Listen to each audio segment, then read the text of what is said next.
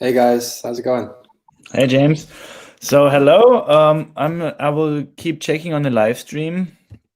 Um, so thanks for all you did this week. Like it was a crazy week. For me as well, but on different terms. I'm sorry I could not support you that much.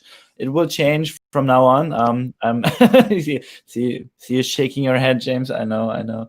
But look, I'm like that's family first, moving house first. I of mean, this is course. like the basics of life, no? Like, I know you don't, but still, I would like to, be more helpful. But so it will change. I get my internet tomorrow, and that's the final piece I need. We're already moved in so far, in a different place now with bad internet.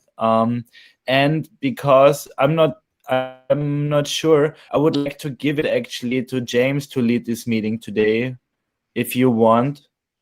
okay, cool. Because I'm just not on top of everything. Like I feel, and you did some sprint planning already, I saw. So maybe it's good for you to like close this, and I will take on organization from you again to free you up for other stuff.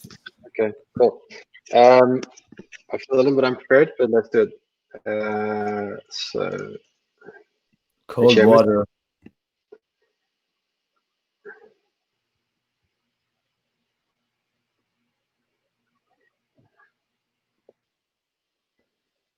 hello. Oh, what's going on?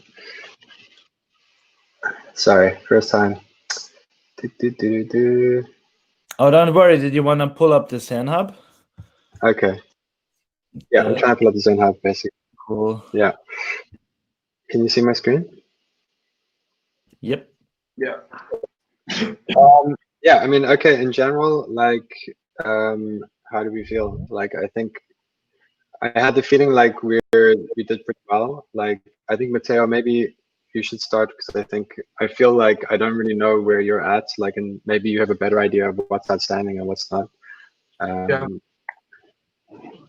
Um, everything that I did until yesterday that was a lot is currently in the tab of it's, I think is staying user testing. Yeah, do you, that can be checked and sent to done whenever the testing was done and everything feels fine. okay, so I see here in staging, like there's a whole load of stuff here. This is all things you put here yesterday, is it? Yeah, that's already overstayed. Okay, cool. So in let's, I mean, maybe, okay. I mean, from my perspective, I took over a bug yesterday from Matteo, and it ended up being a bit of a can of worms. So I kind of went deep down into this, and I started doing some refactoring, and then it just hasn't ended yet, basically. So yeah, it's a little bit disconcerting. Like it was simply that like when you edit a project and save it, that it was not showing the notification. And then I realized like when I tried to figure out what was going on, that this page was being reloaded like or refreshed like 6 times or something just to load that page. So I feel like we have some technical debt that we've accrued like in the way we are doing this. So from my perspective, it went a bit deep, and it's a bit deeper than I would like to go at this point because I feel like in general, like we were pretty well set up, and there was just some small bugs coming through, right? Like that we needed to resolve, and that we could, you know, go live pretty soon, hopefully. I mean, like um, we have this roadmap which we created any second now. Yeah, right. So like, I mean, we were hoping right now, like to sort of like work on deploying live, and then, doing some live testing from say like tomorrow onwards or something. Um, I don't know, like Matteo, like, do you have an idea what issues are outstanding right now? Like, does that sound reasonable? Like, how are we looking? Besides the one that you're working on, that is a kind of worms, as you mentioned. Yeah. Uh, whatever is in progress. um, Let me check. So in progress, there's definitely something we need to talk about around the verification of identity. I don't think, is Marco on this call? No, he isn't. Okay, so that's a big thing to talk about, I would say. Otherwise, in progress, we have here MVP launch. What's that? That's some content needed. That looks okay. When editing a project, have to click and save twice before save disappears. This is what I'm working on. MVP launch, account root showing error on header when loading the page directly. That doesn't sound. That one is related to the work that you're doing, I guess, because I noticed that when you render that page through client side, through going Gatsby from one route to another one, it works wonderfully. But if you go directly through the server, it breaks, and even the time is messy because everything goes below and the flex horizontal direction doesn't work either. So okay. All right. So I will look at that also then.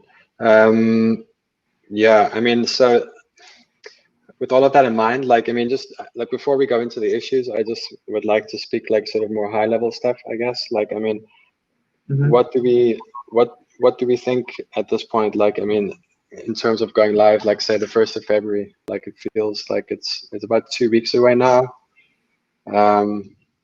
It could still be possible. I mean, at some point we should consider like, you know, locking down everything except for essential changes, right? Like I feel like this is kind of what we're doing already, right? Yeah.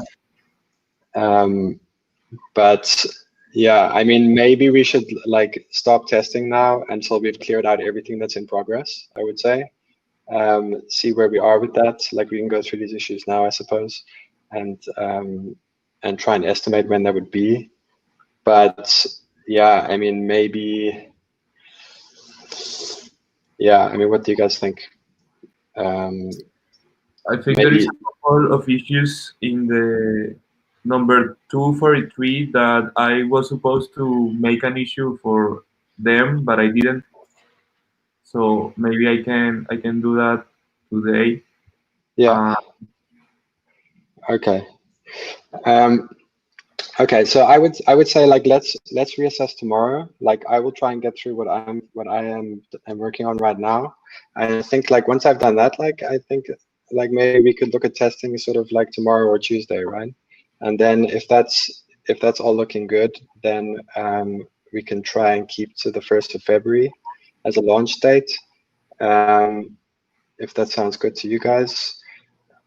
Otherwise, like, I mean, I think what's super important, like with this is, Kai, do you think like, you know, this like second deployment, like of another live database, right? To have like a second impact graph for the second database, like, is that something that? Yeah.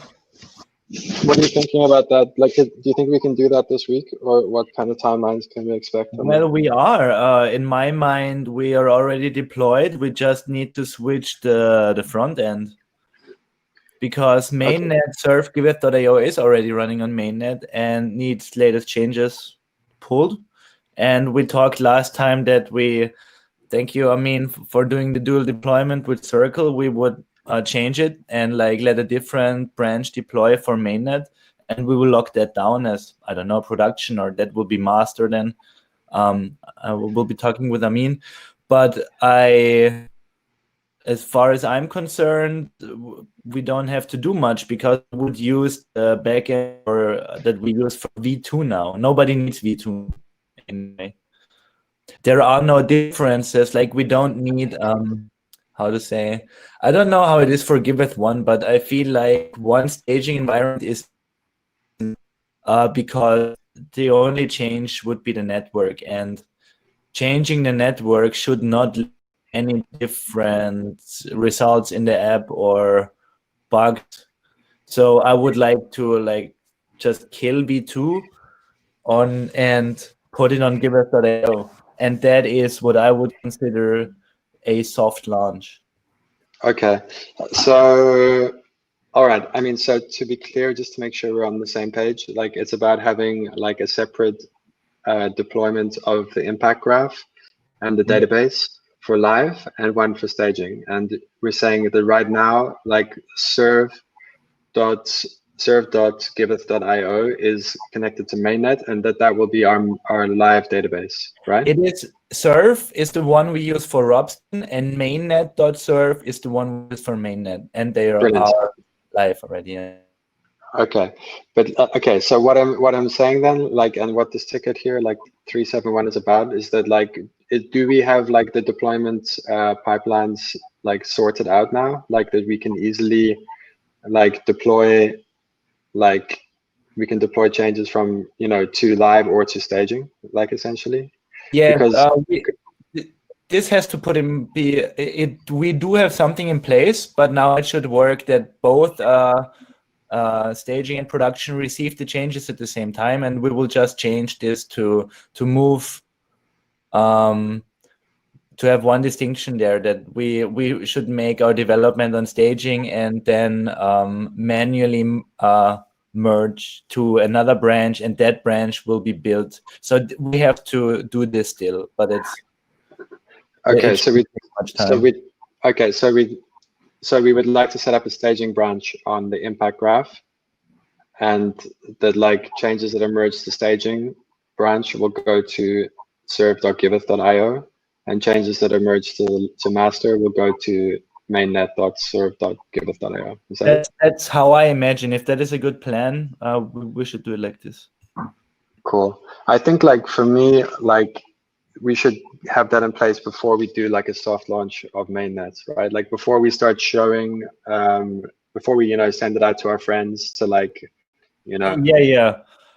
We should do it still. We will do this tomorrow. So we can have the changes on V2 and still treat V2 as a staging for mainnet, because the switch to Giveth.io we should do at the last. Like this is really when we go live.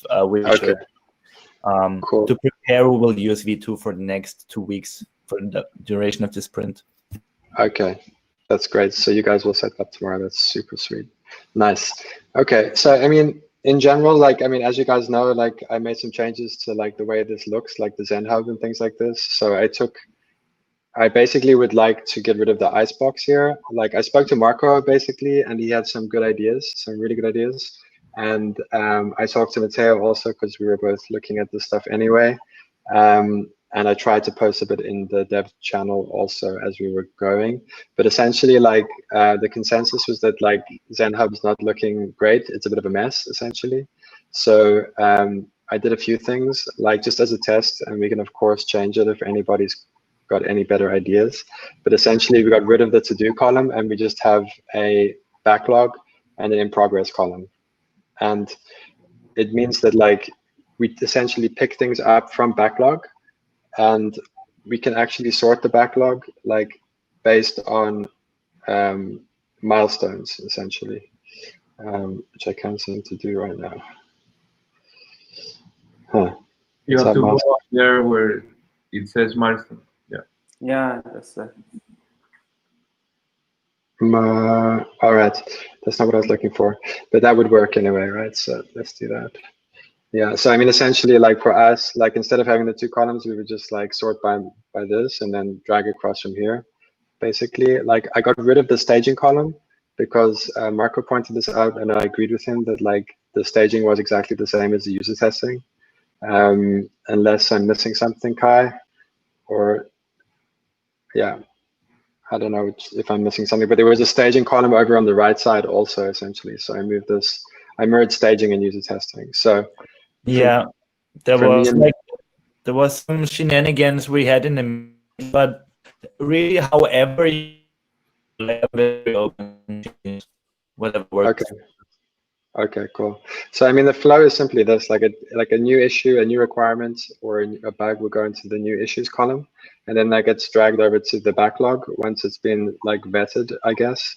And then we can pick it up from the backlog over to in progress, then to staging, where it's tested by anyone, probably user testers, and then dragged over to done, something like that, basically. So. Yeah, feedback welcome, just ideas. I think it's a lot cleaner. I spent quite a lot of time like going through this, like I mean some hours actually. I really closed like a lot of issues just trying to get to a point where it's super clean, and we only have things in front of us that we care about, right? It doesn't mean that we can't reopen issues later, but as in that spirit also, like, I like the idea of getting rid of the icebox. This idea came from Marco, and I think it is a good idea. There's still a lot of stuff in there right now. I didn't actually go through it and see how much sense that makes, but yeah. One thing, you could also collapse it. I feel Icebox is great for those ideas you have that are not on this. Like, if we have an idea that could be valid sometime, let's see, when I have an idea that needs optimistic rollups in on layer 1, you know, whatever. But then until that condition is coming, we could not make it. So the only place for it to track it and not lost is the ice. Yeah. Okay. Okay. Fair enough.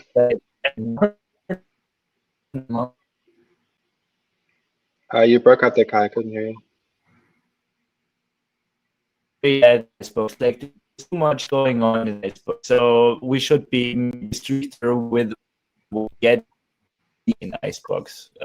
But I would keep around and maybe just collapse the column so it's not. Okay, cool. Well, let's keep it for now. And I mean, we collapsed it. It's super nice. You can hardly see it. Beautiful. All right. So yeah, how should we do this? Basically, like, I don't know if we need to go through each and every one of these issues. Like, I don't know how you feel about them, Matteo, or anyone else. I guess that everyone that is testing the app right now, if I noticed that some of them are already moved to done, because I think I'm not sure if it was Lauren or Forrest that were testing, and they already moved to done. So we can do it ourselves. I'm not sure if it's needed to. Right now, we can talk better about what should be done. I don't know, Okay. for Tuesday maybe, to make it live, Yeah. or okay, this one. This is important, I think, Yeah. because I know. Sorry. You go ahead, Matteo. No, I was going to mention that a couple of calls ago, I think you weren't in there, Marco and Kai, I think, we discussed that this is really important, because Shit. for the user that is seeing a project, it's nice to know who is in charge, or who is the person that is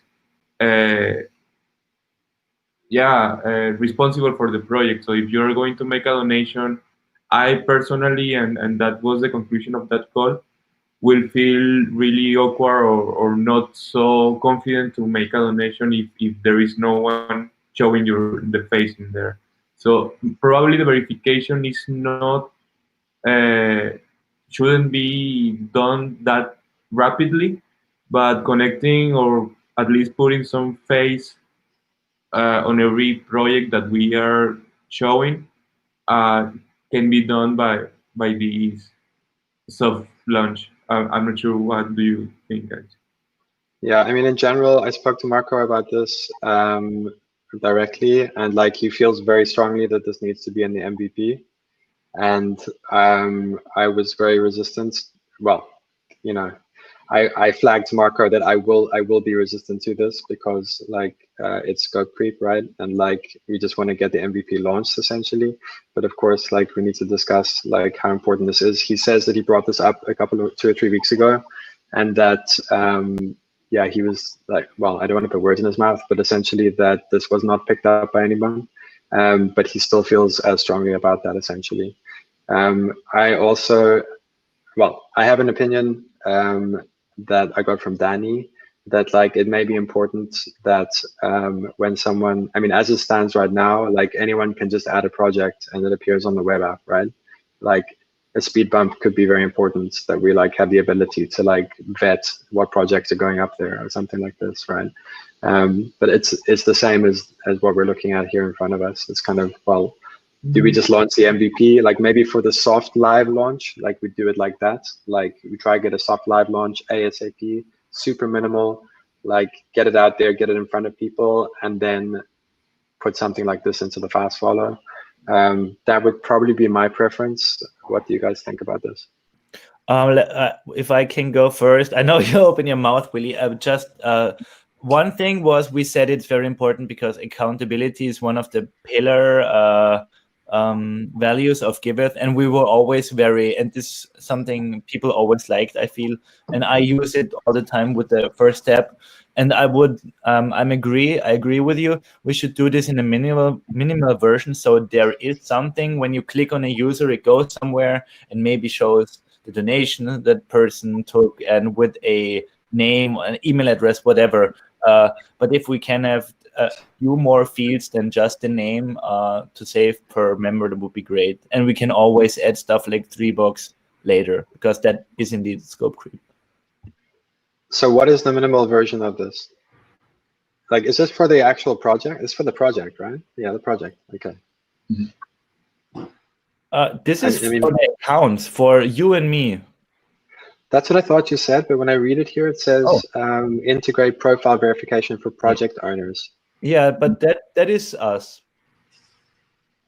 It's the user, basically, not the donate persona, but the project creator persona. They should have a profile page where I visit James and it tells me maybe James lives in Berlin and that's his email. And right. Okay. Because like right now, like what have we got? Hang on. I've got.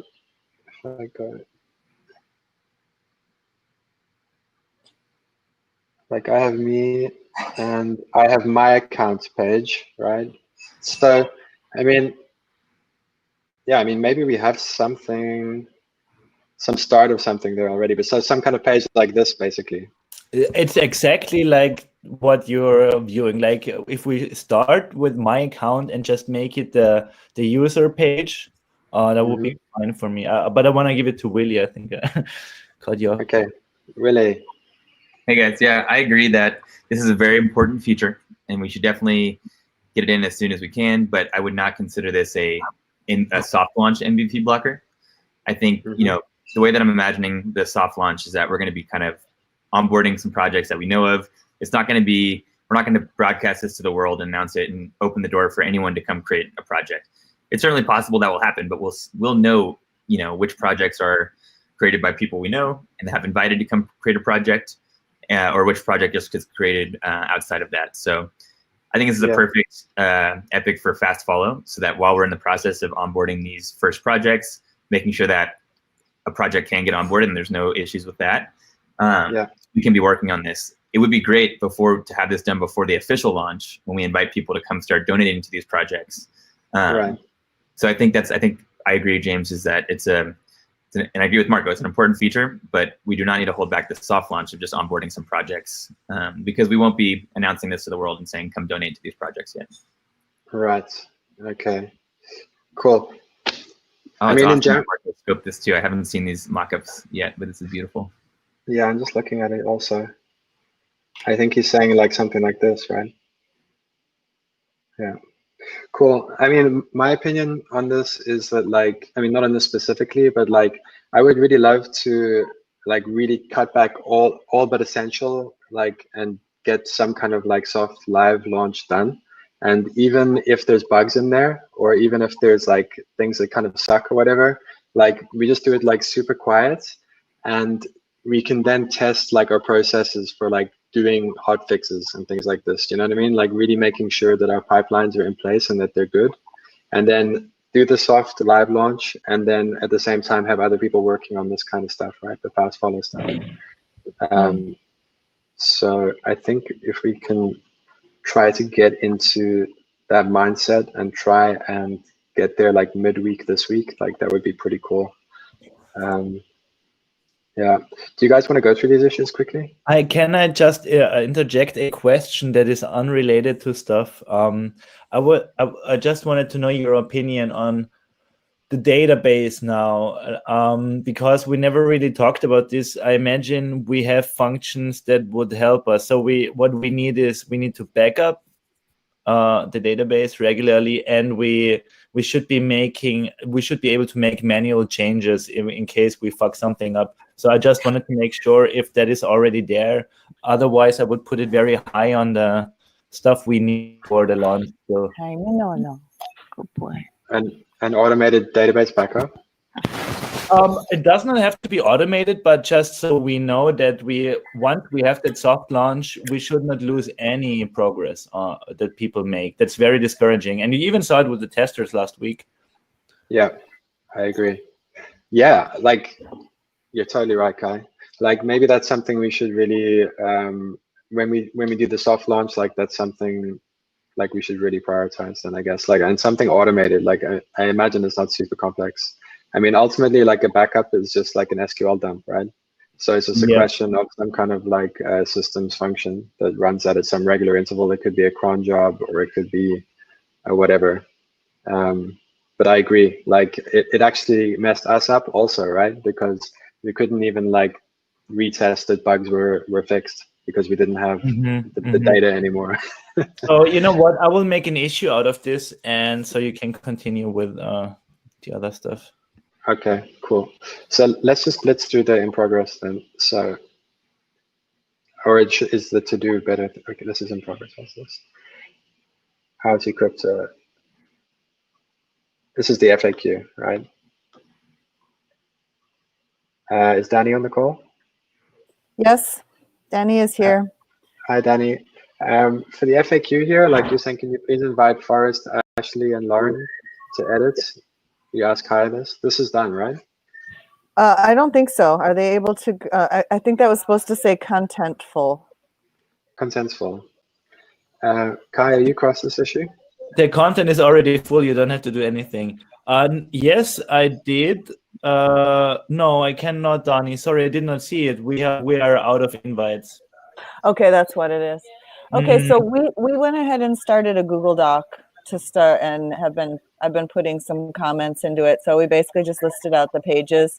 I was having a really hard time getting started on this task, and I don't want to take time up on your development call, but I did dive into it last night, and Forrest made a nice Google Doc of each of the pages and what it says on them, so that I needed to see the whole picture so I could get past a couple of blocks that were kind of sticking in me.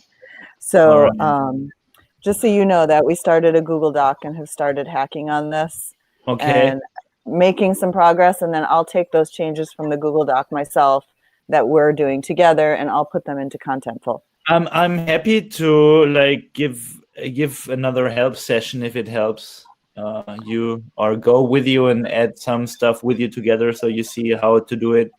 That'd be great.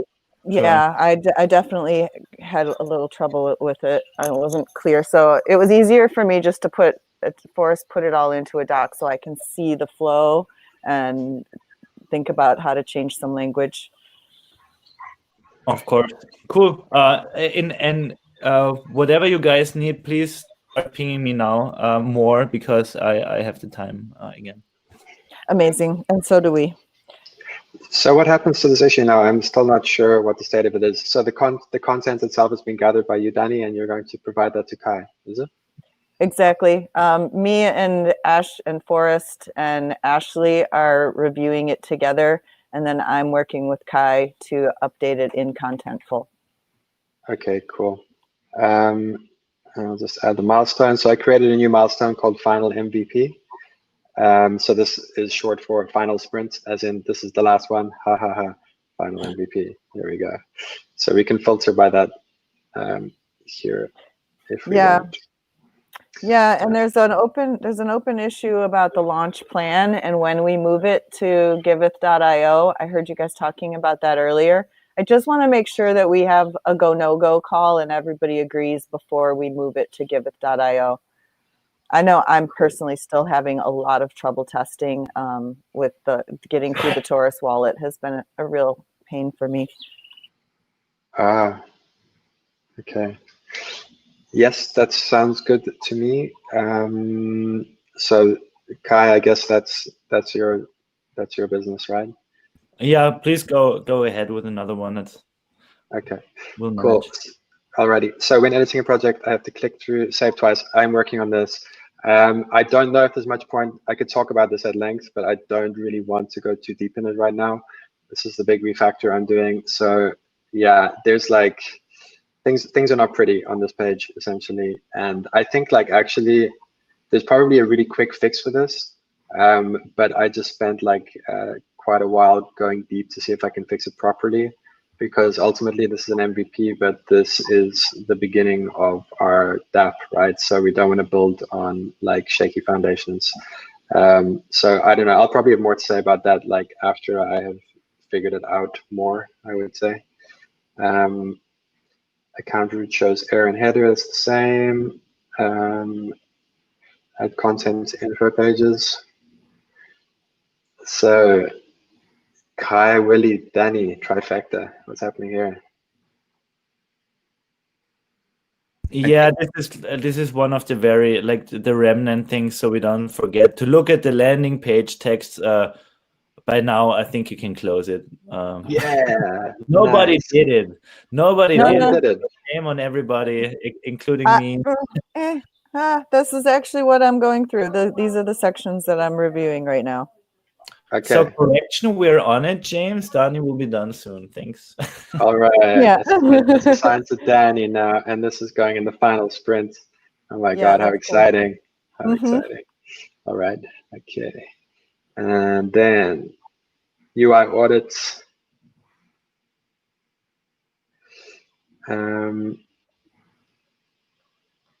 Okay, Kai, to review this. Do you know what that is? I think that's the document. Yeah. Is that the second one though? Yeah. What? Oh, here. Oh, yeah, that one. December. Yeah.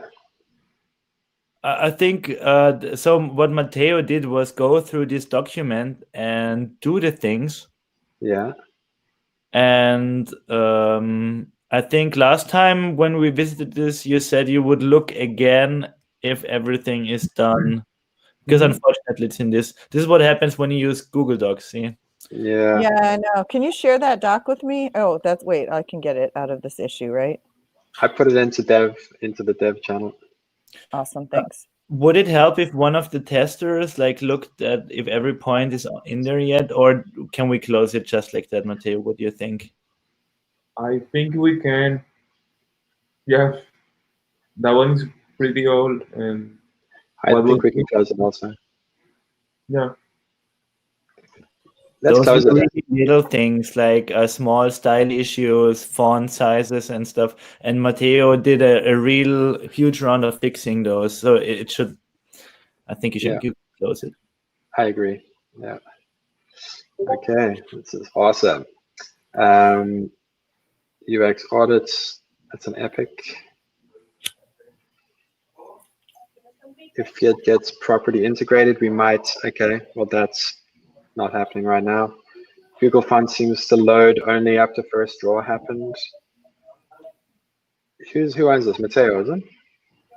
I left a comment by the end of that issue with what is missing, so you can go ahead and check it. I think we can make up some issues out of there. Okay, so issue. And sorry, go ahead.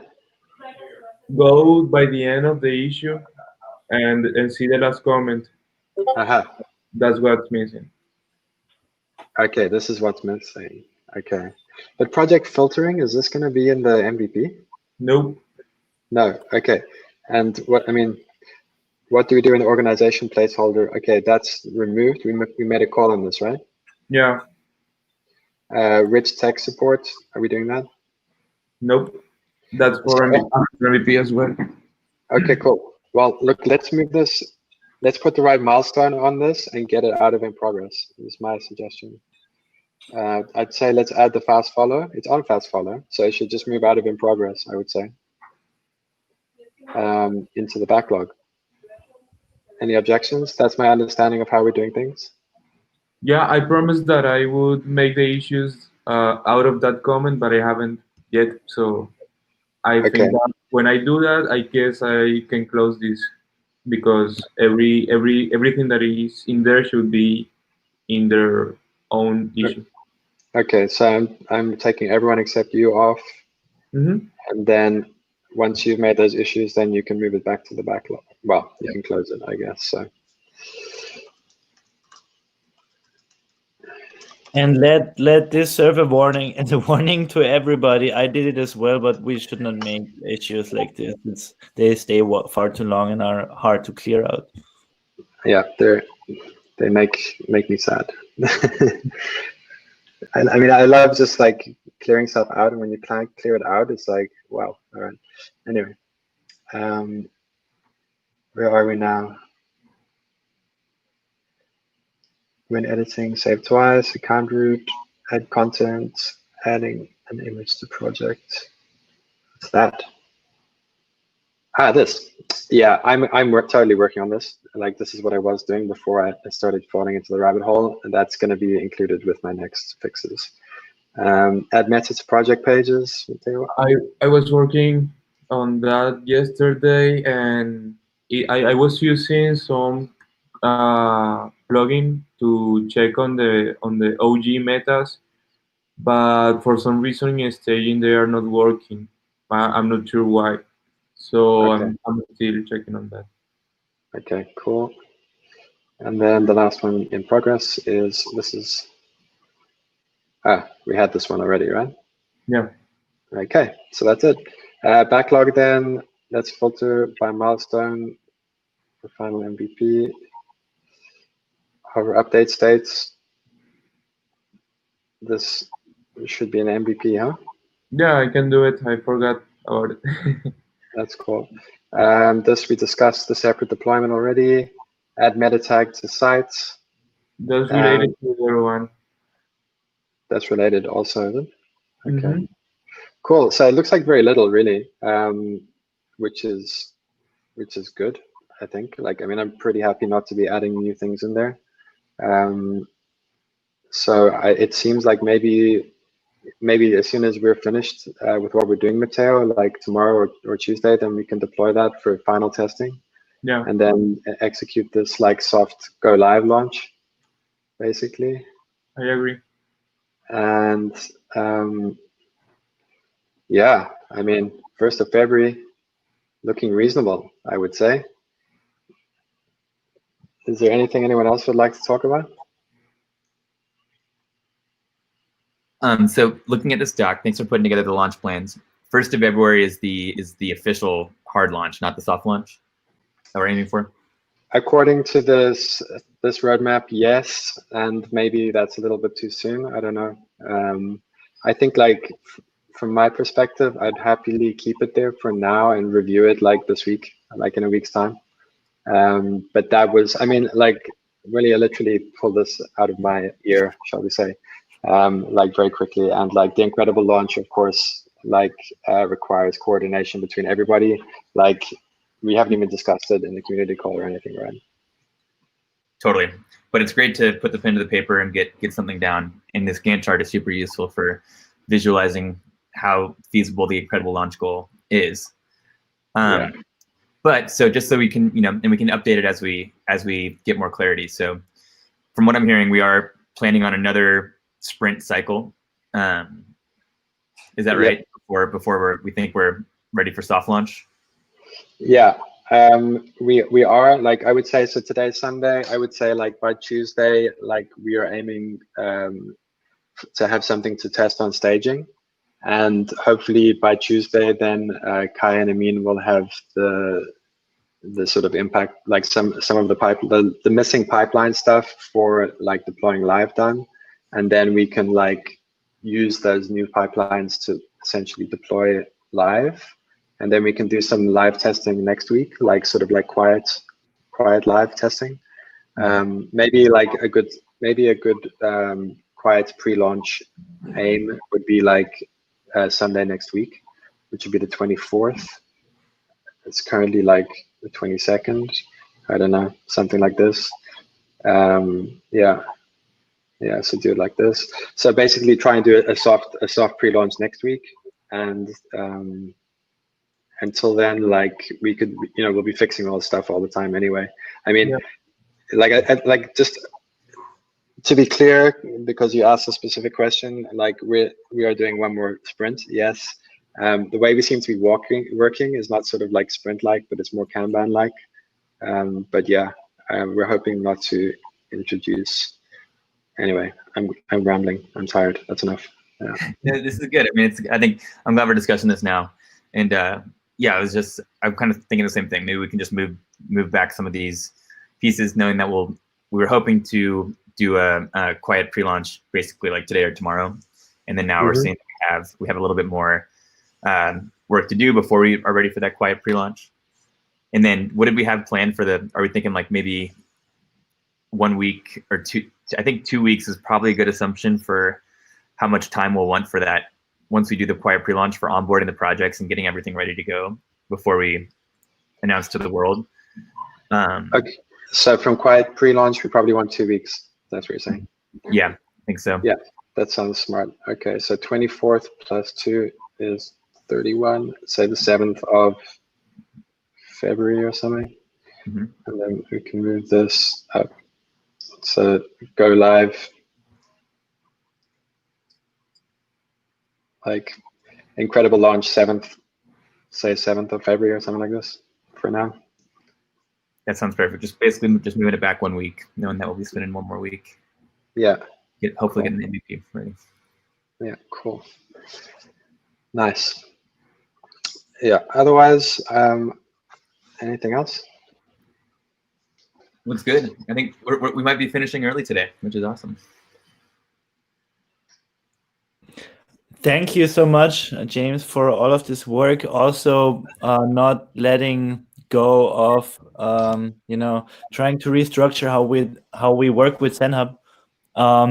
I have the feeling that there is nothing like ZenHub that looks really nice, or really like I understand everything in 5 seconds by looking at it.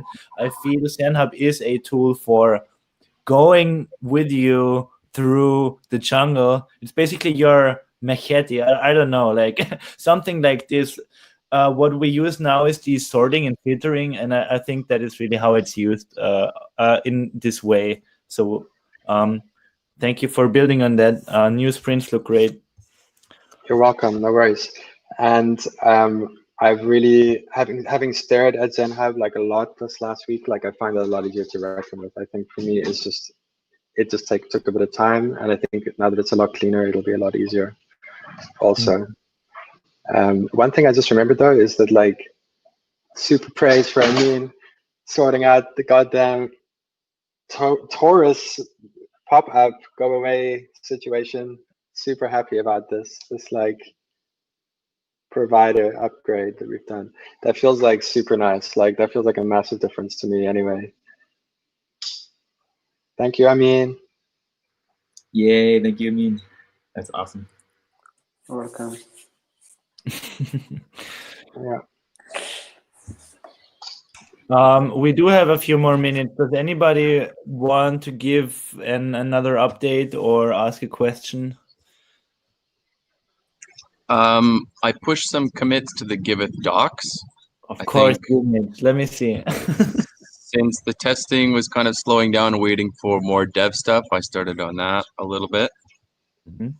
I pushed a commit that should have been 2 commits. I know that, but if anyway you can look at it and make sure I did it right, and then I can keep plugging in more content like that. Of course, I will look at it, and what you can do is request a review from me. Oh, you did? No, you didn't. Didn't I? You're the reviewer. Well, if I go to created content for user guides, it says suggestions. But you have to click request. Because usually I see them better like this. You can or just let me a DM on Discord. Yes, I will take a look. Something is failing, but I'm sure I can find it quickly. Yeah, I also pushed a PR for the docs, Kai, but maybe don't merge it right now because it was actually like how we use GitHub, but I think that's all going to change now since we started chopping stuff around. So I turned my PR into an edit version. I would like to see what you wrote. Let me see what you wrote, because I think, so as far as I understand, GitHub flow is really the flow of code right? Yeah, I mean, this is basically just an explanation of, I can share my screen quickly, I suppose. I did it super quickly. I was super tired and I just wanted to get something done. So it's really not something I'm proud of or something. That And was we should our change. thing. I said you should just put in the framework and I would fill it up. Yeah. So if you can see my screen here, like it's just a breakdown of what the columns are actually for. So like needs clarification. This column is now gone. That doesn't exist anymore. New issues, new bugs and features go here first. And then there's the backlog of issues that are waiting to go into to-do. The to-do column doesn't exist anymore either. Yeah, in progress, user testing. So I'm going to update this anyway, but it's just like essentially like an agreement that we can all poke at, change, edit, point at, and when someone joins a project or if someone's not sure about something, they can go and refer to it, basically.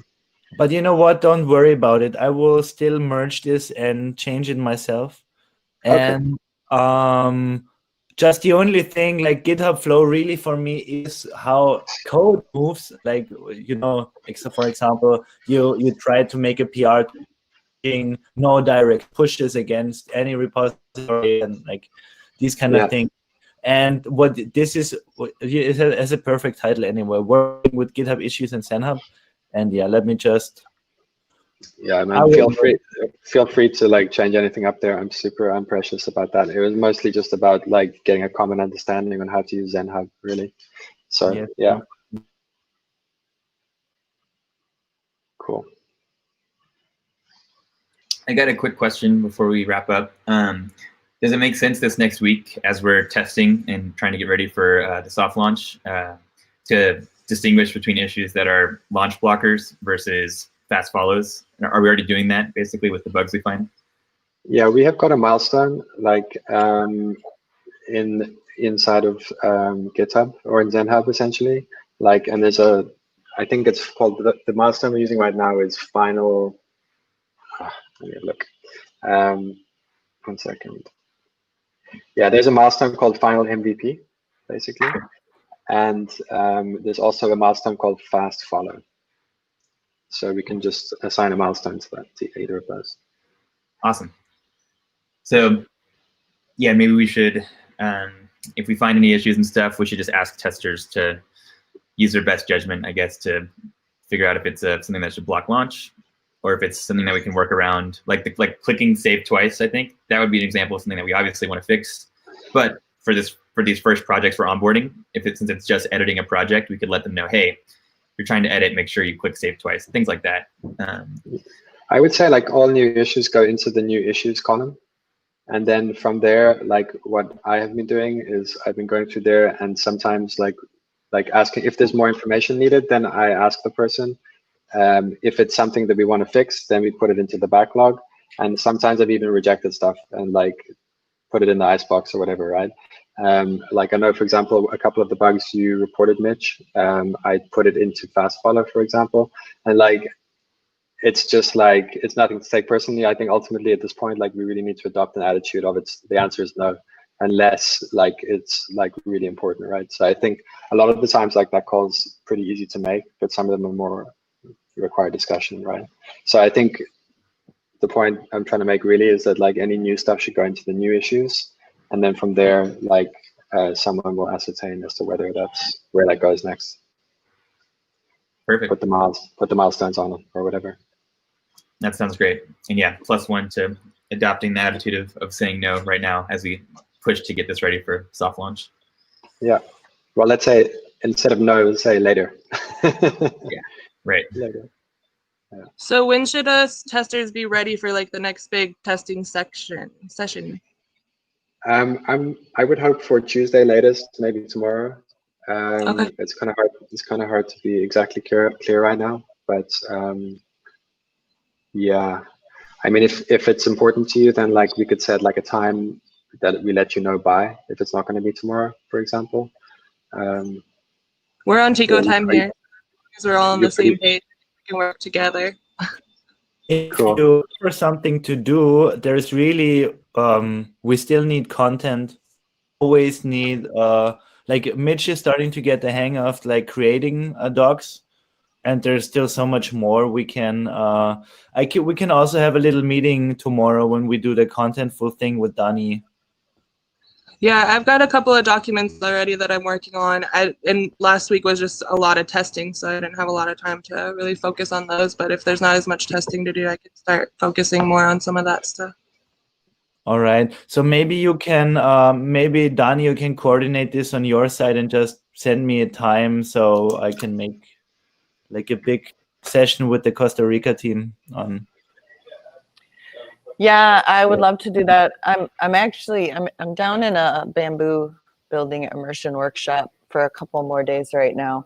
So let's find a good time in the morning would be better for me. I can like maybe right after the governance call. Oh, Of course, yeah. whatever works. If it's not tomorrow, it also works for you. And if it gets too late, Ashley, you can just also make another appointment with me, and I'll get back to you, Mitch, as well.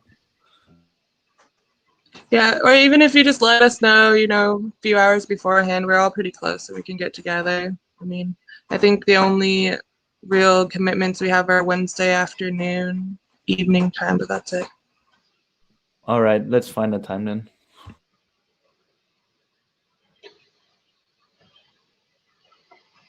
Is that it? We can have a little break before the governance meeting. Yeah. Mitch, you can stay on for 1 more minute and I show you a little thing. Chrome. All right. See you all later. Thank you. Cheers. Thank you. Cheers. Thanks. See you guys. Thanks, James. Thank you. Bye. Thank you, James. GitHub 101, what we do here. I'm looking at the pull requests that are open. Yeah, something failed. Yeah, something failed. Yeah, So do you know how to check where it failed? And that's what I want to teach you now. It's like where to look if something doesn't work the way you want it to. Yeah, so I can see under the checks tab, deploy docs, and then Yes. Test. Checks. So one thing first, it should work on your local. If you can get it working on local, something else is up. Yeah, that's the thing. Like I pushed the commits and I didn't get any error codes, and then See, you're probably not building on local. There's 2 different ways you can approach Docusaurus, and one thing is Docusaurus serve, which is what you do usually, and it will create, like it will be on a runtime. It will create a server on your computer and render out everything that. So then I have to hit like npm run, or I think whatever the commands were in there. So there is npm start. Usually the starting command. That's like, it could be another thing, but that's kind of standard. And then if you use something that builds statically, and most website generators these days are like this. I'm talking about Docusaurus, Gatsby, Jekyll. There are many more.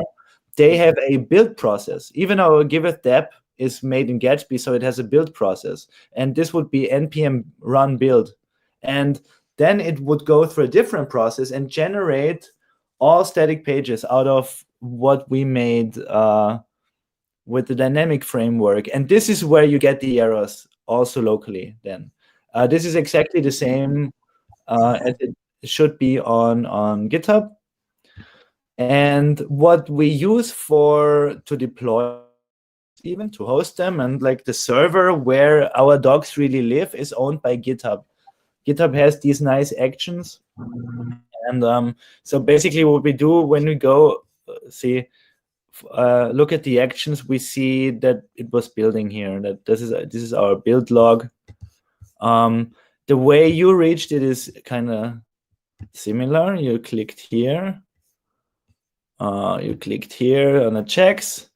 Then you come here. We need to select the check. And here, basically you follow the breadcrumbs of red. And see here we said process completed with 0 exit code 1. It's usually exit code 1. It means like you got a 1, not a 0. And if we scroll up, this will take some time, but it's really important to be able to read error messages. And what you do is just you stay and look at whatever like could be. So this is not saying as much. This is not saying as much. But here is the real error. These sidebar document IDs do not exist. What is Giveth? So that just doesn't exist as an ID on the. That's what's failing the build. Oh, I can't hear. Yeah, you're muted. You're muted. So I went into sidebar guides JS, and then I added that ID in, or I should have at least. Yeah. But, and then, so but, maybe go ahead. So it needs to be there on the other side as well. Let me see, because it needs to be in the page. How do I get their IDs, right? Here. So you did put what is Giveth here. It might, I'm not sure what's up at this point, because this is, and so I will have to look at it myself. From the build command, it looked like you had just a wrong, is it called a hyphen, or like yeah, that's what it looks like there, huh? Tick. And then so I cannot, from just looking at it like this, I cannot say what was going wrong. But the important part is that we try to match the ID here with what we have in the sidebar. Yeah, and I'm looking at it, and it matches. Okay. Anyway. Yeah. Maybe it did work and just did not pull a second time. We can also try to do this again. If we want to do this again, we go here and go on rerun all jobs. And let's see, maybe it got something wrong. And we should head on to the other meeting. But just wanted to tell you this. Always happy to get any questions. So then on top of checking that the directory is clean, doing all the commits, I should also do like the build. Well, if you encounter an error, you should, because it will be always easier to fix it locally, because that's what you need to do anyway. Hey, a long time no see. Dude, the dev meeting is over. You need to join the community meeting, which starts now. But on the, I don't know what the link is. We should go over there. Okay. Anyway, we can follow up with this. Yeah. We're not going anywhere. They're coming here. Oh, they're coming here. Sorry, stay, Puzzler. I did last week. Hello, everyone. Hello, and it's good, so I can keep the stream running as well. So, it failed again. A surprise. Yeah, for whatever reason, it thinks this is the ID. I don't know.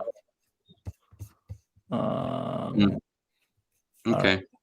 Well, I'll just update it and then push another commit. Yes, let me go here. But what? It's the same, right? I mean, the only error I can see is there is a space that should not be here. It looks the same because this is right. It's not this. It's not this. No. And it showed this one. It definitely showed the last one. So I don't know, man. It's really not you. Spooky. Something strange is going on. Okay. Maybe that did something.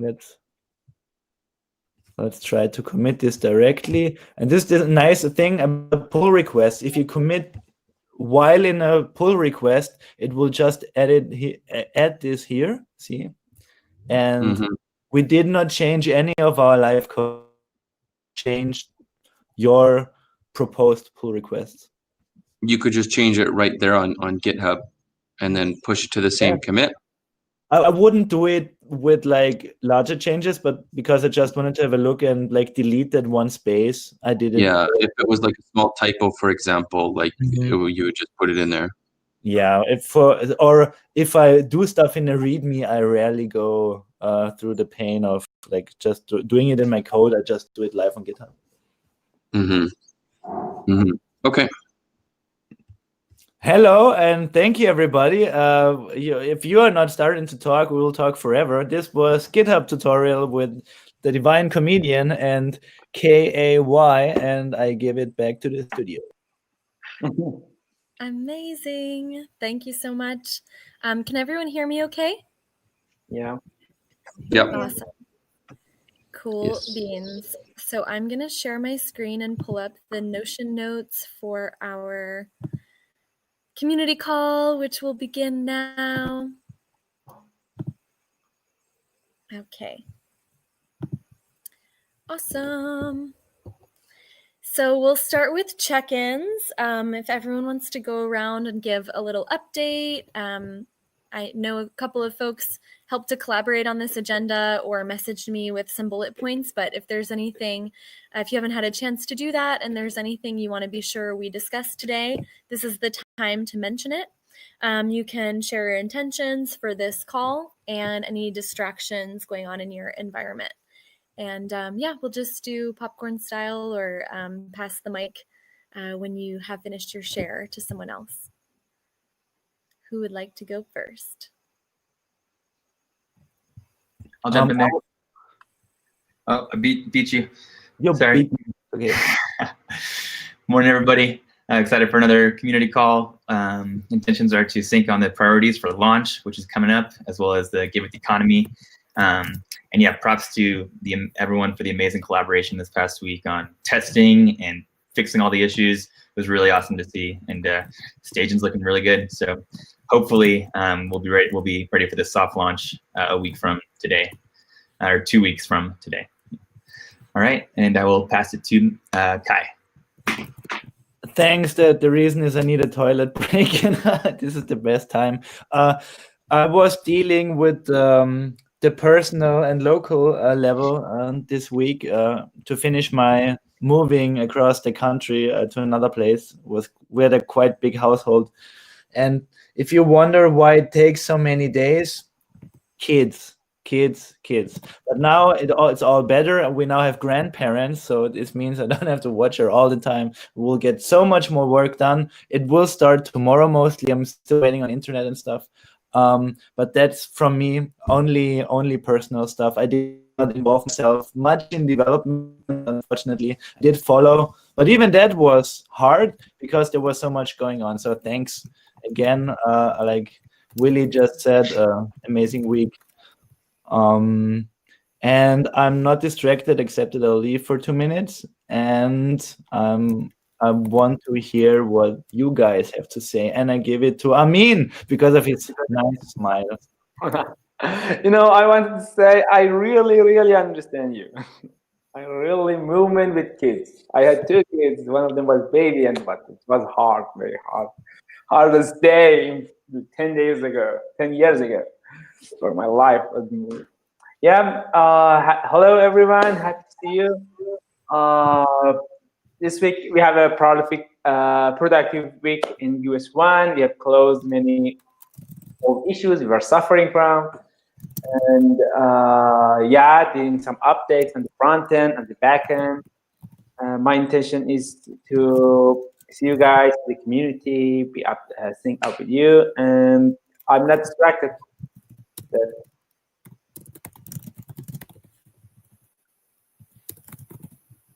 I pass it to Danny.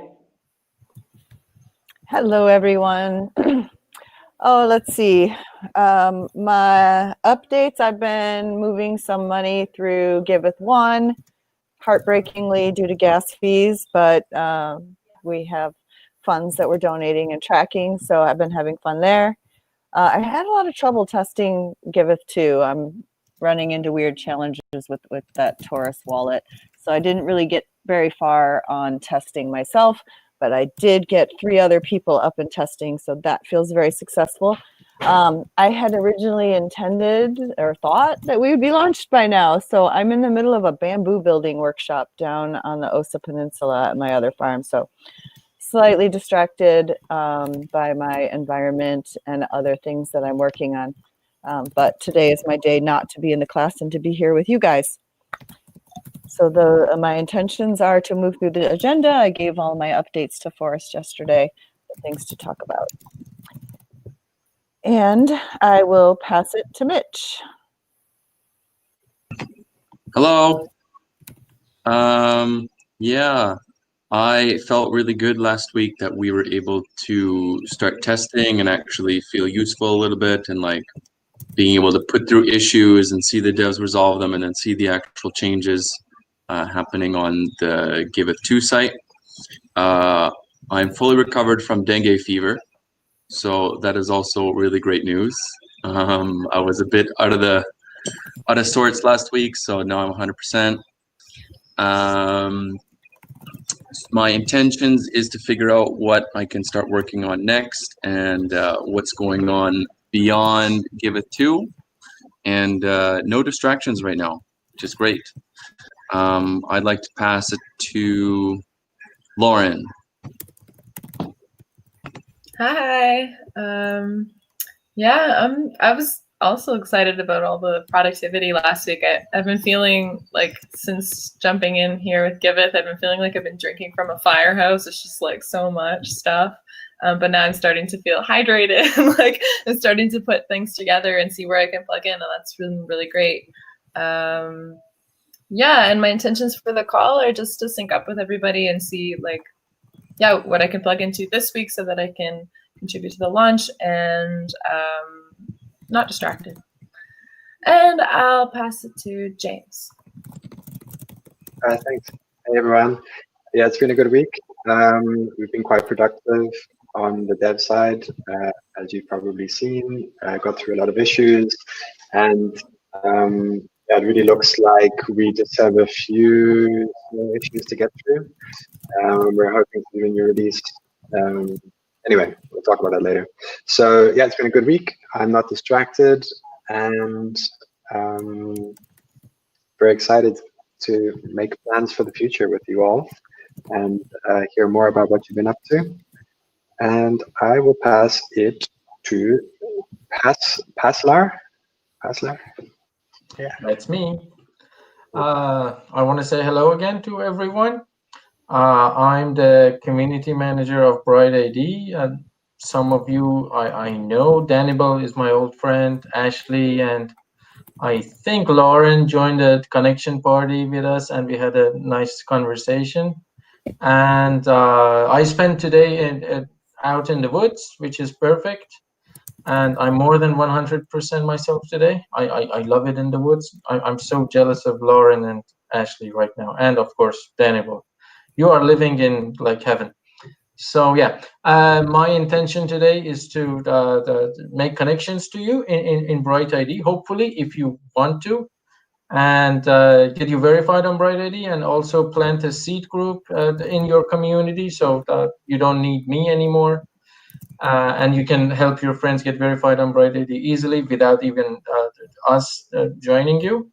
And I just want to mention that Bright ID started as a sub project of Giveth back in the day. Giveth was the first the sponsor of Bright ID, and I feel like I'm at home with you guys, and I'm happy to be here. And I pass it to Ashley, of course. Hello, everyone. All right, updates. I guess I feel really awesome about what happened last week with all the testing, and I don't know, my brain is exploding with all sorts of things, from becoming a player on Metagame to doing testing on GitHub to voting on a proposal in OneHive, and like just getting involved in a lot of different projects that are going on and seeing what all the possibilities are. And my brain is exploding. I'm super pumped to get involved with all of this and with all of you. And my intentions for the call are, I guess, to start the seed group if everybody wants to do that, and maybe talk about like a circles trust thing, and just, you know, sync up with the things that happened last week. And I'll pass it to Amin. I have tagged. I guess Cam that has not said. Yeah. Cam? I think Cam hasn't gone. Cam, you are mute. You are mute, Cam.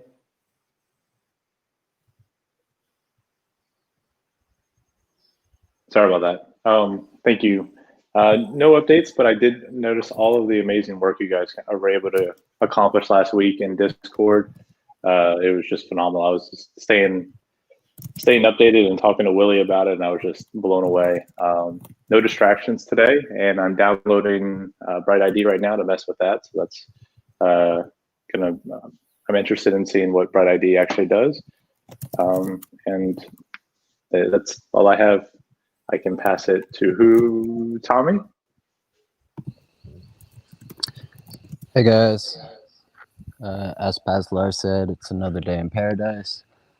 Feeling good, doing good. Was excited to help out with user testing last week. I've been creating some content for the FAQs and docs, but I need to kind of maybe sit down with Mitch and Kai and figure out where else to go with that. I'm on board with the Bright ID and Circles group. I'm already on Bright ID and Circles, and similar to Ashley, I've been kind of diving down some rabbit holes with OneHive and Metaspace and Metagame, and caught a good podcast with Luke that explained a lot of great things, and I am not distracted, except there's a lot of things going on in my mind because of this. I pass it to whoever's left. Mateo? Yeah, I'll go. Hey, happy Sunday, everyone. Coming from a really productive and exciting week of development, I think there was an amazing teamwork from everyone, and I am really happy about that. My intentions is to sync up with everyone and not distracted. I think I was the last one.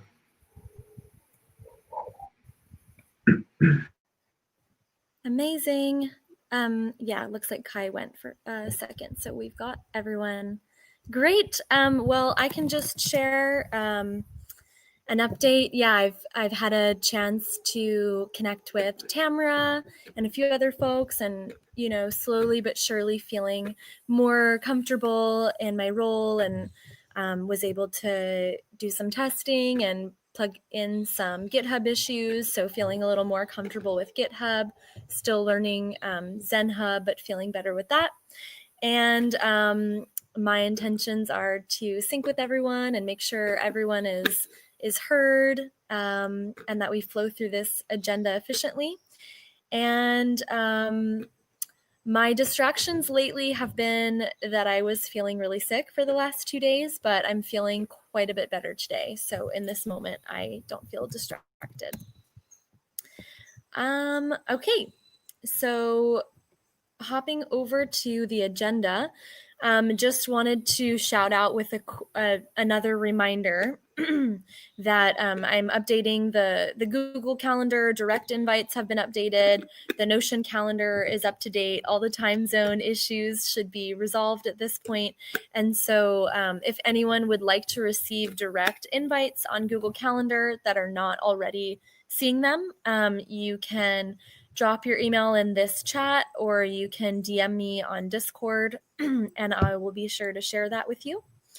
And I think, I'm not sure, Willie, if you saw this message, but while I was making the Notion community call notes this morning, there was something weird that happened where the overall community call notes folder went into my private workspace, and then I put it back into the public one. But because of that, it's no longer sublisted under meeting notes. It's like its own folder that's called community call notes. So if anyone has any confusion, that's where it is, and I'm hoping to have someone with a little more Notion experience help me to move that back into the right folder so that it is organized. But just wanted to give you that note if you are confused. I'm going to pass the mic over to Ashley to share a bit about Bright ID. And that's awesome that we have, I apologize if I say your name incorrectly. I think it was Paslar. We've got Paslar is perfect. Oh, great. So Ashley, and then, Paslar, if you want to share any about Bright ID and what you guys do, so we can get started, that would be amazing. So I'll pass it over to Ashley first. Actually, I think it might be better if Paslar just kind of gave a brief description of what it is for anybody who doesn't know. I was just willing to take on a role of like planting that seed grouping, being a part of facilitating that. Perfect, perfect. Thank you. So I don't want to bore you. Bright ID. We give people unique human accounts without asking for any personal information whatsoever, meaning that we help applications that register through Bright ID make sure that every person has only one account and one account only in that application. Like One Hive Faucet uses Bright ID. When they want to introduce an Ethereum address, they also scan a QR code with their Bright ID application after they are verified. And now everyone only gets to register on One Hive Faucet only once and controls one account only. And for that, you're not supposed to give away any personal information or any money or whatsoever.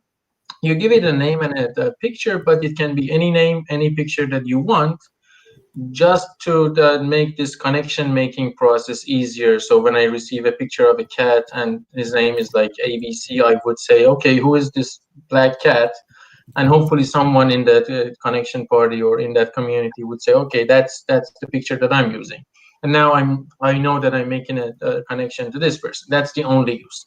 And we're not even saving that picture and the name anywhere. It's just locally saved on the device of that person and then shared peer-to-peer. The latest picture and the name that they're using is shared peer-to-peer with the person that they're making a connection to. That's all we do. And based on these connections, we have a social graph, which is free to use for everyone. It's open source. It's open for everyone to see. And based on that, there are several algorithms that go through this the graph every 15 minutes to pick up the verified accounts on their point of view. And applications select the algorithms that are suitable for their use case. They want to take it harder on the users or easier on the users. They want to take it super secure, or they want to take it easy but have a little chance of having bots and civils in their networks. That's what we do in Bright ID. Currently, we have more than 7,000 verified users and counting. We are having 6 connection parties every day. Feel free to join us. And today we're going to make a connection. It won't take long. It's going to be like 5 minutes of the call. And I'm here to make connections and get you verified. But I don't want to do it now. I would be willing to do it whenever you feel is fine during the call. It's going to be like 5 minutes of the call. Yeah, I think after the call is fine. Perfect. I'm here.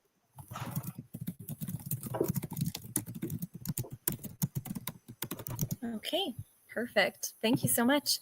Ashley, was there anything else you wanted to add to that? Or no, I think that was good.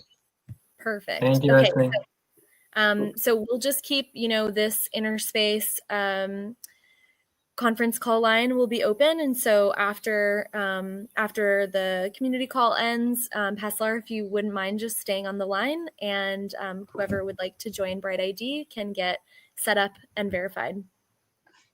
I'm here. Perfect. Amazing. Ashley, anything you want to mention? Is the Circles local group, does that have to do with Bright ID, or is that a separate point? Circles is a separate thing. It's a UBI that they're experimenting with, and Panvala is currently, I was going to get involved in like a poker game that they're doing, because right now there's not really any use for them. So we're trying to come up with a way to be able to use our circles so that we can create more data and, upgrade the system so that at some point it can be efficient and start being used. So I didn't know if anybody wanted to be a part of that or wanted to start like a trust group for that, or what. That was it. I just want to share the reason I put this in is when I had originally signed up for Circles, they had spoke of that the longer term goal would be for us to have local circles, like our own groups ourselves, that we can exchange amongst each other within a community. And I received an email notification that they're having a Congress about that on the 27th. So for a variety of reasons, it seems like Giveth, and in particular our little local teams that are in a common area, it would be beneficial for us to collaborate on that. So the 27th is when that Congress is, and I think we'll probably know more then about how we can do this. Amazing. And Danny, do you have like the call-in details for that you could maybe plug into the agenda here for anyone who'd like to join? Yep. Awesome. It came in an email, so I'll see if I can figure out how to put that in here. Perfect. Thank you. Okay, beautiful. So then moving on to the Giveth Foundation budget allocations. The proposal is live. This first link, this is where you can cast your vote on the December budget allocation, which I think Danny set up. So thanks for that. I believe it went live yesterday. And then just a reminder, this was mentioned in Discord, but the proposal to burn tokens from Kai's incorrect address passed, but the proposal to mint new tokens for his correct address did not receive enough support. So again, there's a link here to cast your vote for that. So that can be approved and we can close out that process. I will mention here that we have the DAO channel on the Discord to talk about this stuff. And we should probably make a role that's the DAO role, so we can mention everybody that's in the DAO. I can make that. Amazing. Make a role for DAO members. Yeah, and this is the Reputation DAO specifically, Rep DAO with RGive. Yep. The first one we created. Yeah, and if you're on the call and wondering how you can get some of those RGive tokens, just the best way is just to continue being an active community member and contributing. We still haven't really figured out the process for how we want to bring more community members into this trusted seed. But that's one of the things that we'll figure out as we continue to evolve, and we are set up to make a proposal. And so if anyone is to bring a new member on, and if anyone is really interested in accelerating that process, just post in the DAO channel or reach out to any of the current RGive members and we can chat about what the next steps are there. Yeah, this is something that I was working on a little bit. And I think what we were feeling is we would keep it the way it is for the first 3 months and allow people to participate consistently over a few months, earning cred and earning value consistently over time will then qualify you for the Reputation DAO.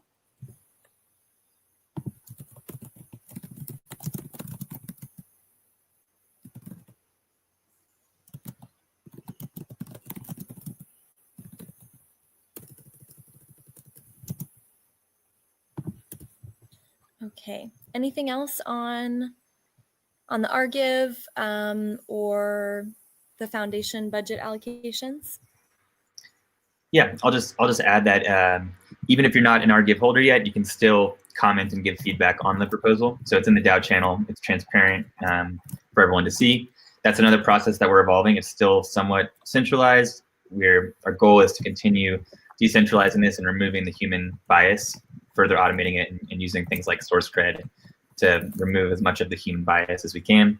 But in the meantime, we're counting on everybody who's here to help, share feedback. And props to Marco for there's an example this past week where he reached out and said, "Hey, I think based on the current allocation, I feel like I'm getting overcompensated and Mateo's getting undercompensated." He said he'd be happy to give some of his allocation to Mateo, which is awesome. So that's the type of feedback we're looking for. And if you feel better DMing that, you can definitely DM any of that feedback to me. I'm happy to consider it. Awesome. Thank you. And then similarly, moving into the Give token section, just always we've got here at the top links where you can see the whiteboard notes and meeting recording, as well as the MVP requirements. But to just go into some updates, last week there were some issues with the calendar scheduling. We had old and new time zones. And because of that, there were a few people, like I know Griff, missed the governance call where the group reviewed the spreadsheet and token distribution. I believe this was currently finalized as safe enough to try and good enough for now. You can see this Google Doc spreadsheet link for the initial token distribution and issuance model. And tomorrow at our it looks like tomorrow at our governance call, maybe because last week it wasn't official, we will review it again and create a proposal if there are no objections. Lily, anything, or Danny, anything that you'd like to add here? Yeah, well, I just want to say it's not actually final yet because we've each done our own version. So Griff had made his proposals, myself, Willie, I think I saw Mateo has done one too. So there's some variations between each of our recommendations, and in our call tomorrow, we will review those and come up with something we all agree to based on those variations. Awesome.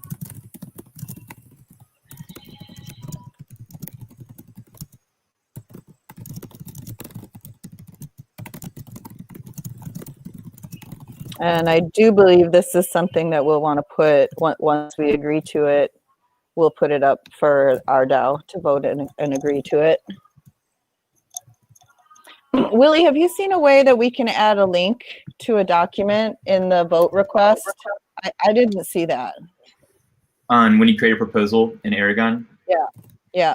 Yes, we did it for, I think we did it for the first token or budget allocation proposal. Let me double check. I know what you mean. There's not a lot of fields to fill out when you create a proposal. Right. Simple.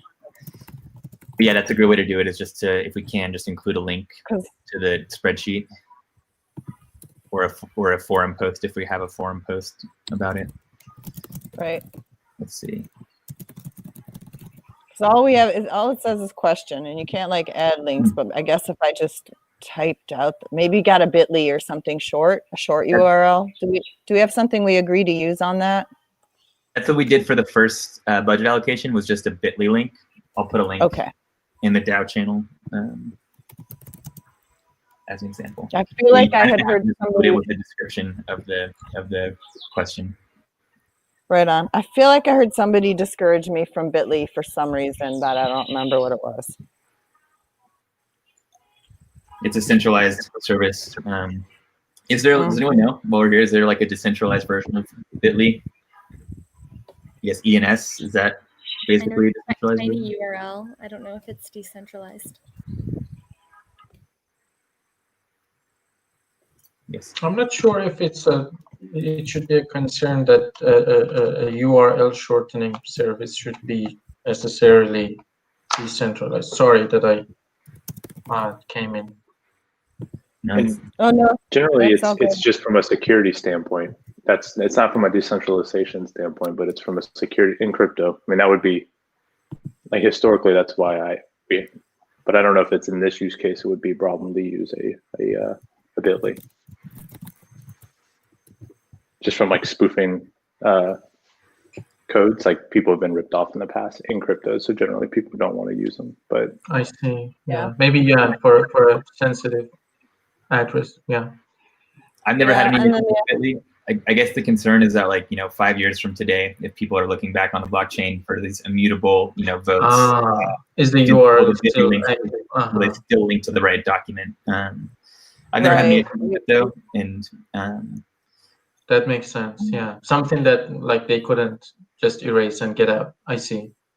Or if it goes down, we could always just link to the actual document. It's nice to have a shortened URL in there, but as long as there's no character limits, we could just link directly to the spreadsheet. We have the same issue here with, like, Google. If Google were to go away, what would happen? For now, I think we can do the best we can there. Okay, awesome. So if anyone finds out about another option, otherwise we will put the direct spreadsheet link, and then if there are character limits, we maybe will just use bit.ly unless we find another option. Last week we discussed that the story is the blocker for getting this finalized. We still need to define the audience, memes, and the story. These are listed below the priority unblocked issues. Willie, I know he and I are going to meet this Wednesday morning to discuss the user story. So we'll have an update, I think, on this part at least midweek or for our next community call. Unless you want to mention anything else about this, Willie.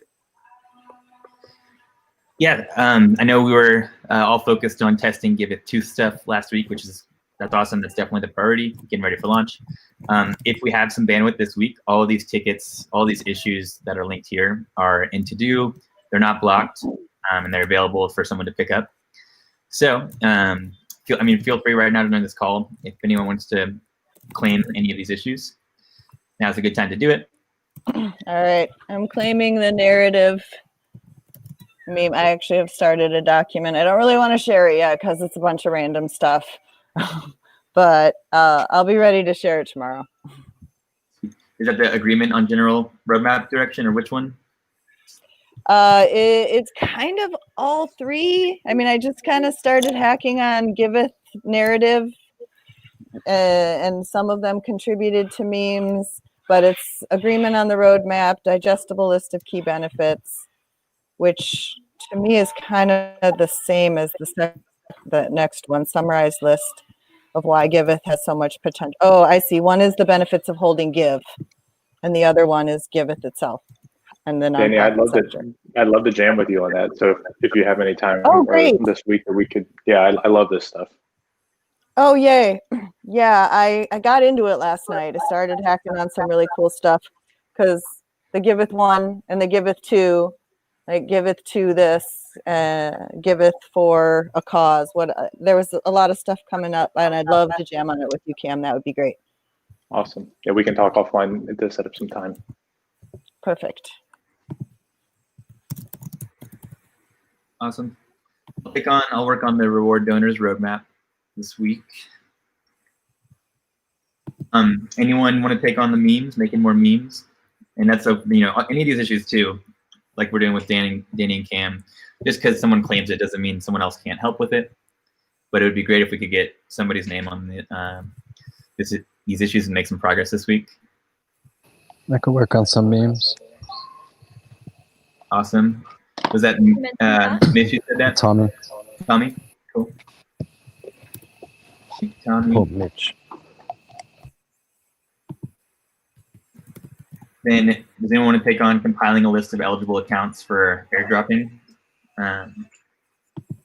If we need to go through, I think we have in that issue details of which types of accounts are eligible. So like everyone who's donated to projects on Giveth 1, everyone who's donated to Giveth, and we basically need to get their Ethereum accounts compiled and basically just separate them into a list of like, here's who donated to Giveth 1, here's who donated to other projects on Giveth 1. Anyone want to take that one on? So that's just going through the campaigns and the milestones and then taking all the receivers of the donations? Exactly, all the donors. And some of them actually already have projects on Giveth 1. And you don't need to get all of them, but basically, yeah, if someone wants to get started on compiling all those donors. Okay, and you just want an Excel Exactly, that'd be perfect. Yeah, I can do that. Isn't this something we can extract? Does it have to be a manual process? Yeah, I was gonna say, I mean, if it's looking like a real pain, I mean, I imagine it could end up looking like that. I mean, definitely don't drive yourself crazy, Mitch. Like maybe reach out and we can see if we can pull that like in a more automated way or something. I mean, should I hold off on it or should I start on it? I would say start on it. Like, see, I mean, the start point is always going to be like to figure out exactly where we need to get these from, right? Like, I mean, it's clear, like Gitcoin, Giveth 1, etc. And like maybe if we just have like a breakdown of exactly where we're getting them from, and then you could come to like Amin or to me or someone, and we can try and figure out the best way to get those. I don't know, Amin, if you have more to say about that. But.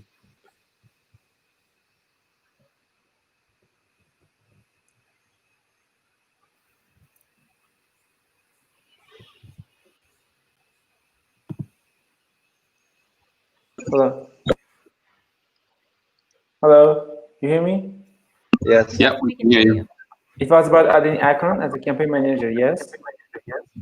Well, it's getting a list of wallet addresses that are eligible for Give tokens, right? If I understand correctly. So like, I don't know if there's a more automated way we could pull all of the people who have like made donations on Giveth One, rather than Mitch like manually going through there and copying and pasting or something like this. Yes, exactly. There is a very simple way. I can do that for you. You know, it's a simple query database. And yeah, and also, yeah, that's the way. That's the way. I cannot say any other decentralized way. For example, querying to smart contracts. I cannot say there is any way. Yeah. If you want, just yeah. Mitch, I mean, you can talk to Amin, you can talk to me about this after the call, and we'll figure out a way, I guess. All right, sounds good. Also, didn't Griff prepare a spreadsheet already? Talk to Griff. So you mentioned it last time. there's issues on each of these, and there are some comments in them. Sorry, I try to read everything, but I can't remember it all. But I guess Amin would know if Griff was doing that already. But I think he started it and created the issue. Are we able to assign issues to Mitch and Tommy, Lauren, Forrest on these repos? Because I wasn't able to myself. Should be possible. We should add them to the team, to the members of the US. Maybe, yeah, we should do that first, and then give you access on the repo to write. So everybody should have access. It's all in the Giveth planning. And let me share my screen.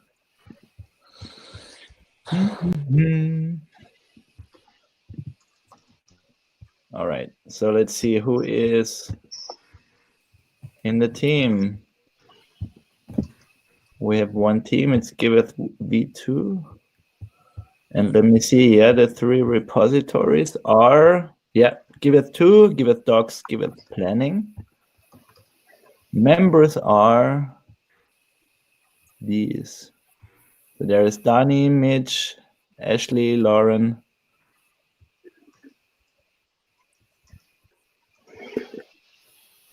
Yeah. Oh. No, it's not sure. Showing the here.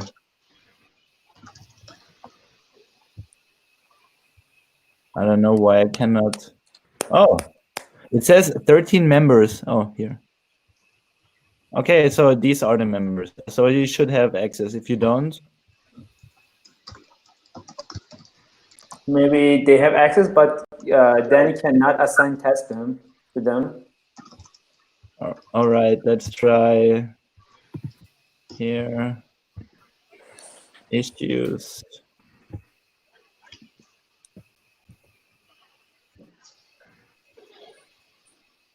That was the one.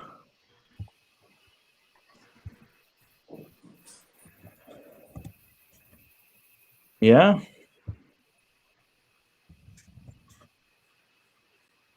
I don't know if Ashley wanted to be assigned, but yeah, it would work.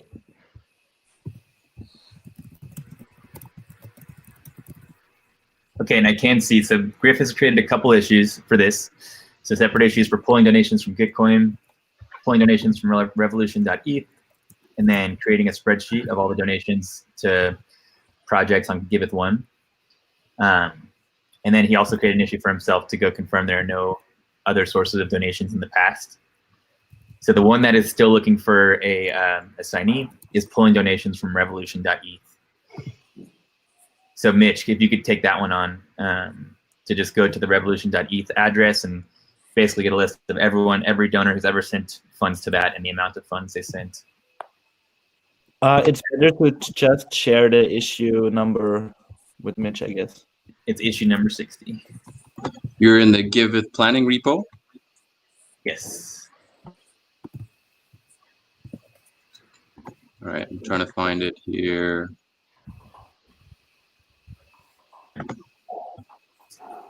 Prompted a link to it in the Interspace chat. Oh, okay, it's in the Interspace chat. Okay, I'm looking in the wrong spot here. Guys, I'm concerned we're going to run out of time on this call. There's still quite a lot left on the agenda. Yeah, I think we're good at this point to move on. Thanks everyone for picking up issues on the Giveth token. Those are all the priority unblocked issues and to do. And now we got somebody's name on all of them except for the praise bot. But the praise bot I know will require some development help. So I think we can feel free to pick that one out, but I think we can leave that without a signee for now while we focus on getting Giveth 2 ready for soft launch. One other update on the Giveth economy is we talked with Gabby from who's worked on OneHive as well as Aragon, and Gabby is very interested in helping us out with the Solidity and backend work for the requirements for the Giveth token MVP. So the big blocker for Gabby to get started was the issuance and initial distribution model that we're going to be ratifying this next week. So that's part of why there's some urgency there. And yeah, the good news is that we have a talented dev who's familiar with these types of smart contracts and with DAOs and is on board for helping us out. And yeah, so that ticket for finding a Solidity dev, we should be good for this these initial requirements. And as soon as we can finalize this issuance model, which we're doing this next week, Gabby will be ready to get started on that portion. Amazing. As far as an anticipated deadline for the token launch, I think we're still a little bit too early to make that call. We're working through just the initial blockers. We still haven't kind of broken down all of the work required, but it's at least a month out. So once we get everything broken down, we can start to make a better guess about timeline. Okay, that makes sense. Thank you, Willie. Does anyone have an update on OneHive? Or anything to share? I've heard that OneHive is very excited about us kind of being the guinea pig for their DAO template, the OneHive template. And that's part of why Gabby is going to be helping us out with this. I don't have much more news there other than we're moving forward with a plan to use the OneHive template. That is not a launch blocker, and OneHive is going to be very supportive of our efforts there. They're grateful because they're interested in kind of one day enabling anyone to deploy a OneHive templated DAO in just a few clicks.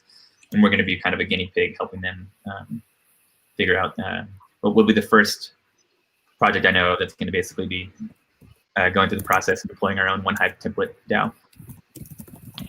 I have one question about this. Does anybody know if there's something we could be doing to be applying?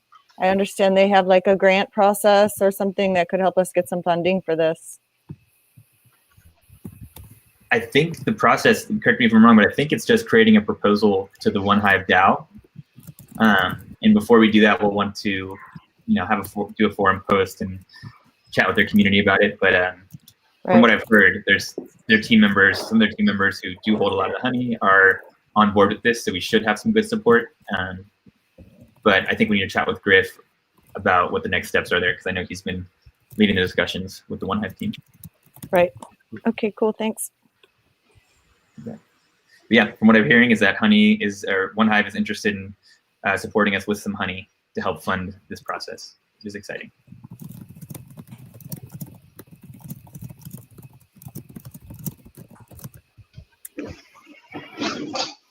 Awesome, thank you.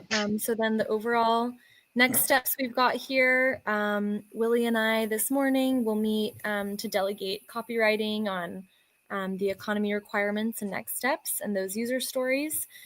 We went through the issues that need to be knocked out in the planning repo. Thanks everyone who supported in picking those up. Got your names assigned above.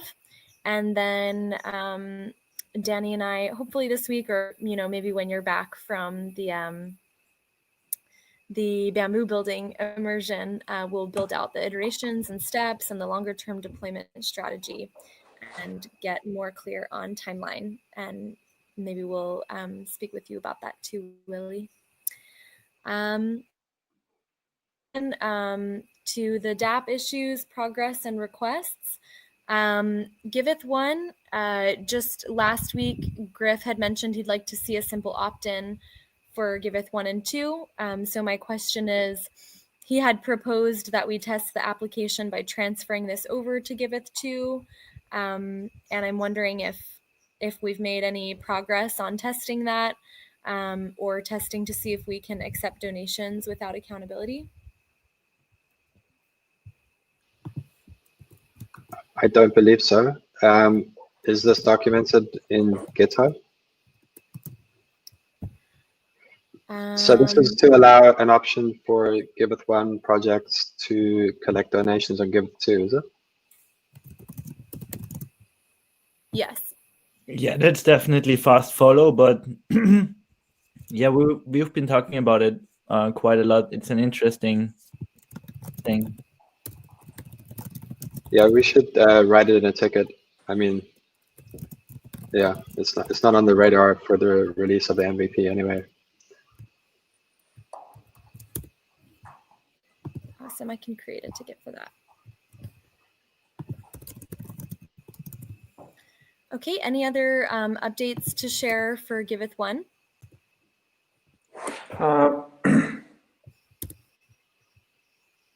Yeah, on the mute. Yeah, actually we have followed the sprint, the Scrum methodology, and we have closed lots of issues this week. We have we have an overhaul. We have an activity on overhauling all the emails and redesign and documenting and defining what will be the process of emailing to user on each step, and which users, which roles should be informed by email. We have fixed issues on the UI for undesirable error pop-ups, which are thrown from the network. They are removed, and that was we were suffering much from that. It was an old issues. We have fixed UI issues like uploading image and conversations, removing some old and unused tokens from the front end, like ANT token are removed from the application. We did some testings. We fixed issues on the backend related to syncing our data with the network. And yeah, these are what I remember. Just that. Awesome, thank you so much for that update. Okay, any other questions or updates around Giveth 1? For the issue for getting projects over from Giveth 1 to Giveth 2, I think, yeah, what we agreed on is the next step is for somebody to volunteer, and we should make an issue for this for us, but to basically reach out to these Giveth 1 projects about creating a project on Giveth 2. We have some time, so basically current planning is that by 2 weeks from today, or no, sorry, by next week, we will be ready to onboard some of these projects. So maybe over the next week, we could have an issue for someone to just prepare what the process is going to look like for reaching out to these projects on Giveth 1 and inviting them to come create a project on Giveth 2. It's going to be somewhat manual for this first iteration. In the future, as a fast follow, we can talk about automating that process a bit. Okay, awesome. Thank you. All right, so then Giveth 2 updates. I've got a link here to the staging site content edits that we've got. It's a work in progress. We talked about this a little bit on the dev call, but yeah, the content full invites are full, so that's why we created it here in Google Docs, and then when we're ready and complete, we'll transfer that over. There's a link here to the GitHub issues being tracked from last week and this week's ongoing staging site edits. So yeah, just a reminder, I mean, we did a lot of this last week and great work to the team.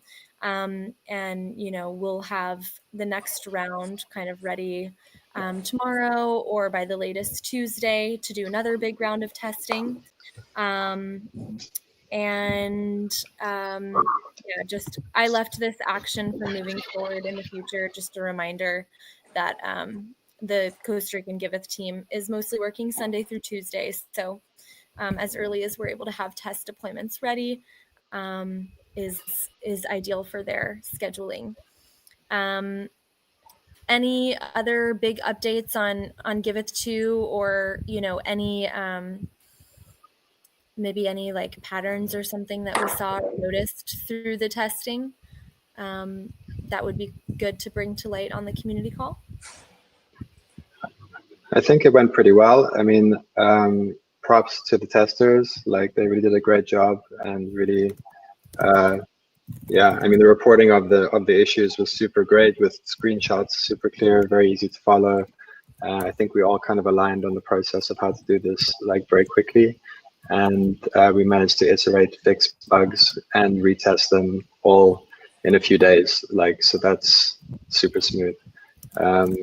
There is like a lot more notes, a little bit lower in the notes about the Giveth 2 DApp.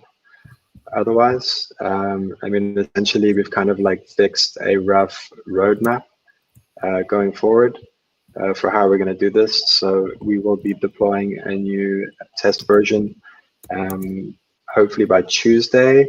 We're going to try for tomorrow, but we can't be 100% sure at this point. Yeah, we're cognizant of the fact that like Sunday till Tuesday is best for the Costa Rica team. But I think in this case, you know, this has been like a 1 week sprint for us, and we haven't really been able to get through everything in a week. So I think we're actually still ahead of schedule, and even having something ready to test for Tuesday would be great. So our current rough like idea is to do testing on Tuesday, then to sort of spend this week like doing final fixes, and to do a sort of secret, quiet live pre-launch next week Monday. So that's kind of like, it's to be live and for us all to test internally, and we're going to have it there. Like, if all goes well, we can slowly begin to share that with people. And the idea is to stay within this kind of quiet pre-launch phase for roughly 2 weeks. I mean, all of this is kind of flexible, and it's just ideas for the time being, but there's links in the chat of this community call and in the Notion notes. There's links to the roadmap, which may change as things go by. So feel free to have a look at that and familiarize yourself with that. But our current idea is to do the incredible big flashy launch, something like the 7th of February. But that's just a proposal, and up for discussion if anyone has got other ideas, or there's anything else we should consider. A 7th of February launch would give us roughly 2 weeks in this kind of like quiet pre-launch live state, I would say. And yeah, I mean, that's our best idea for the time being, but let's see how it evolves. Yeah, I would just like to see that before we do any like go lives and launches, that we all have a check-in and give a thumbs up on it, that we all agree that we're ready to go. Cool. Yeah, I mean, like, to be clear, like this is a rough plan, and there's nothing forcing us to do anything by any date. This is just to, like, you know, put a flag in the sand and say, right, this is what we're going to try and shoot for, and this will evolve, right? Like, so I expect us to be having a similar conversation as this in a week's time at the community call, checking against these ideas, seeing if they still make sense, and all along the way there'll be plenty of opportunity for yay or nays, shall we say. Right. Thank you. That makes sense. And thanks for that thorough explanation, and for inputting this roadmap and screenshot here. So I'm just gonna, since we're on the topic, I'm just gonna skip ahead for a moment. For those of you, I think everyone should have this info already, but for those of you that maybe have joined the community call or are going to look at our stream of it later, here's a link to the Giveth staging site, and here's some instructions for helping to test. And yeah, there's a link for the roadmap in ZenHub, and just a little quick screen grab. Okay, so then moving on to DevOps, I left in this reminder note from last week. If anyone does not yet have one and would like an @giveth.io email, you're eligible to receive one, and you just got to let Kai know in Discord. Any other DevOps to share? For this last period, in the next one we will prepare the release of Giveth. But yeah, nothing for the community. All stays the same. Okay, perfect. Thank you. Okay. So then skipping ahead to our Giveth 2.0 MVP launch status, we've been discussing this a little bit, but just a friendly reminder, these are the anticipated dates we have. Of course, they can change. Any launch blocking features. So we're doing another week for the sprint before we do our quiet soft launch. Okay, this is just a reiteration. I put all this stuff here. It's above now. Okay. So then on the dev call we had just previously, we reviewed the changes to GitHub for the planning and managing of milestones that James was so great to spend some time taking a stab at. And the notes that I captured from our dev call were that we have a bunch of issues that are iceboxed. They haven't been reviewed thoroughly, but the team felt that it was important to keep the issues here. It really was the spot that makes sense to keep them. They're not urgent, but they can always be returned to later. And it's just kind of somewhere that we can store those for now, but none of these are urgent or blocking anything. And then the consensus was that ZenHub is currently a bit chaotic and messy. So James removed the to-do, and to the best of my knowledge, he removed the to-do and staging columns, which was a replication. And so now we can just move the backlog items to in progress and done, and just clean that up a little bit. So everyone looked like the devs had a chance to review this on the last call, but again, just above here, there's a link to the roadmap and ZenHub, and feel free to work offline and familiarize yourself with that. And also, feel free to discuss in Discord if you have other ideas for how to make this even more streamlined. I'm aware that it is 12 Central now, so this is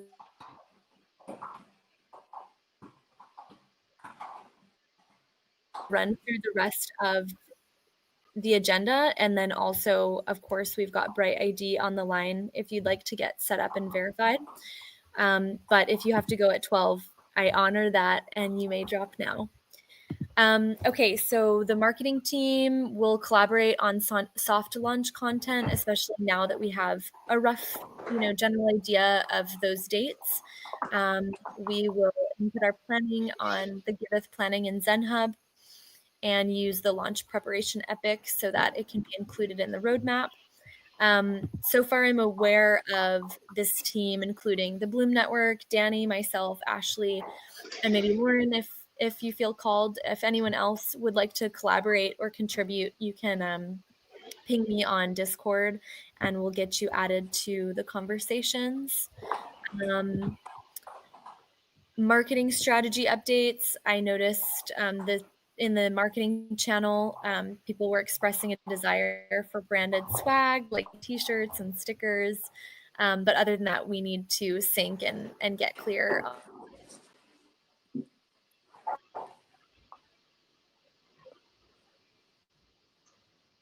Would like to share on this item around marketing? You might unmute. Oh, yeah, I've been following along. We have t-shirts and stickers. We just have to, I have a ton of them in Florida. They're just not here. I don't know that we'll be ordering anything real soon unless we decide we want to allocate some budget for it. But getting things to everybody around the world is complicated. Let's see. I think the narrative is the piece that I'm working on right now that relates to the marketing. The thing we want to think about is whether, so we had originally contracted with Bloom through the end of the year. when our launch was expected to be in 2020. So I'll have a follow-up meeting with Magenta and talk about what we can do to continue that partnership, maybe with as a member. So there's a few things we can talk about there, but let's just say we'll meet this week and have an update next week. Okay. Perfect. Thank you. Thank you. And then SDG impact update. Willie, I know last week you'd received a message about us being eligible, our business being eligible to apply. Have we yet applied and been approved by Braintree? We have applied and we have not heard. When I checked yesterday, we still had not heard anything back from them.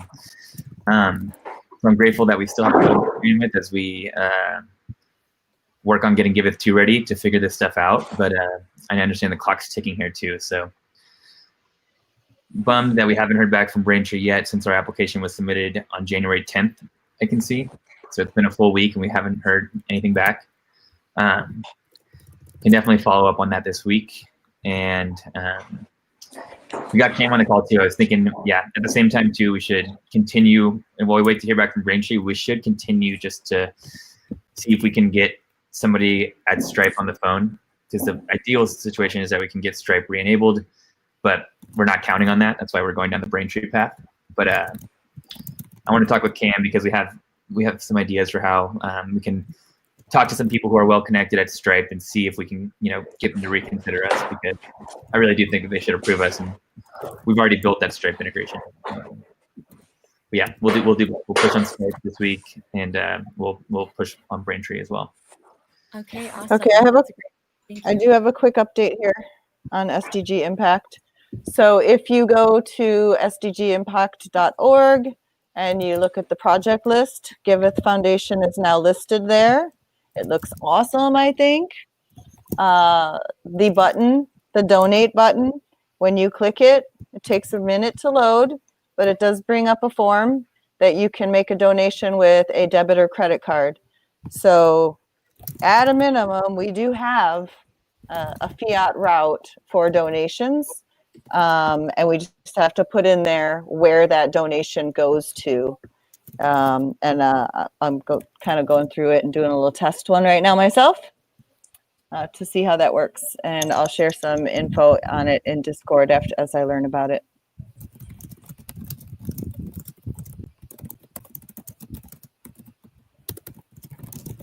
Amazing. That's exciting. Thank you. Okay. And then I've just included this note here, again, adding pilot projects. If you are aware of projects ready to onboard themselves that don't need a lot of hand-holding, this is different from that list that Mitch is putting together. These would be new projects, that weren't already added to Giveth 1. Just any other folks that would like to raise crypto donations, or it looks like fiat currency also. So you can add them here to this list in Notion. Okay, governance. So no, we have not paid Bloom Network for 2021.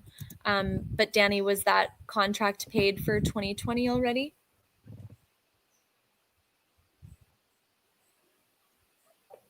I don't think so. Okay. I don't think I have received her wallet address yet. I'll check.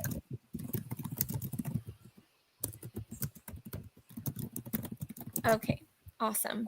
We had a question. Yeah, I just looked and I had asked the question as to what currency, which cryptocurrency they'd like to receive. I don't have that answer yet.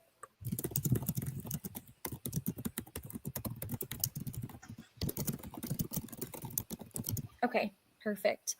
And then we had a question from last week that I don't think we had a chance to discuss. What invoicing can we automate through the DAF? What can we start tracking and pay automatically? I'm just gonna pause on that one. I want to follow up with Brian a little bit more. Understand other fees that might be involved. I'm finding out that there are some fees involved in some wire transfers. So I'd like to get that clarified before we jump into adding anything there. Okay, that's good to know. Awesome. And then last week you also had shared that you launched a new campaign. And I'm just curious if you have any more info to share on this, or if you've had any more runs documented. No, this is the one where I'm experimenting right now with having funds from Giveth One actually disperse to the DAF.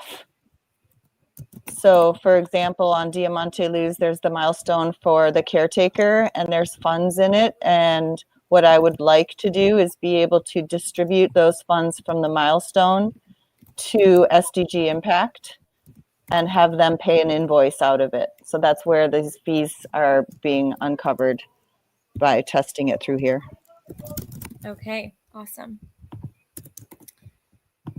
Great question. Thank you. And then this Lumio advice process, Danny, I understand you're heading this. And the question we had from last week that we didn't get to is, a lot of what we're doing in Lumio could be accomplished in GitHub. Do we just want to keep everything more aligned and simple and just work with GitHub on this? Yeah, I'm proposing this just because, I mean, I like Lumio. We've used it really well. But there's a ton of former Giveth contributors that are still on it and getting flagged whenever we do anything on it. And so is there anybody here who feels like, I guess the thing I'm thinking is that link that we put into proposals, for example, and we've talked about having a forum post. So Lumio is what we used to use, right? To discuss a proposal, to actually signal our preference on it, and then be able to vote on it using tokens and refer to that. So it's easy to just stay with what we have with Lumio, but because of our new technical processes around source cred, I think it makes more sense to use the planning repo and to discuss things in GitHub, and then maybe link to that issue. So this is just where, knowing what we've done before and what changes we've made, that's my proposal. I don't think it makes sense to continue using Lumio if we can do it in GitHub where we're doing our source cred tracking.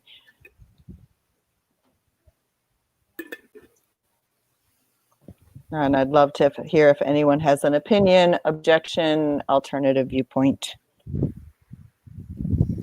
So the main purpose of Lumio is for voting, right? To get some quick consensus on key decisions. Is that right? It can be for quick consensus on decisions. What it's really more for is kind of like the sociocratic process of somebody making a proposal and saying, hey, I have this idea. I would like to do this. And then a threaded conversation where everybody can chime in and ask questions and get those answers and actually clarify the proposal before submitting it for a vote. Okay, then if that's the main use case, I agree that we should just keep that in GitHub, where it's more transparent and people can get source credit for participating in those discussions. If that's what you're thinking, I agree, Danny. Yeah, that's what I'm thinking. I'm thinking what we did in Lumio, it's a great tool and it's designed specifically for that purpose, but I think we can scale it back and meet that purpose with GitHub and get greater benefit out of it being there. Sounds good to me.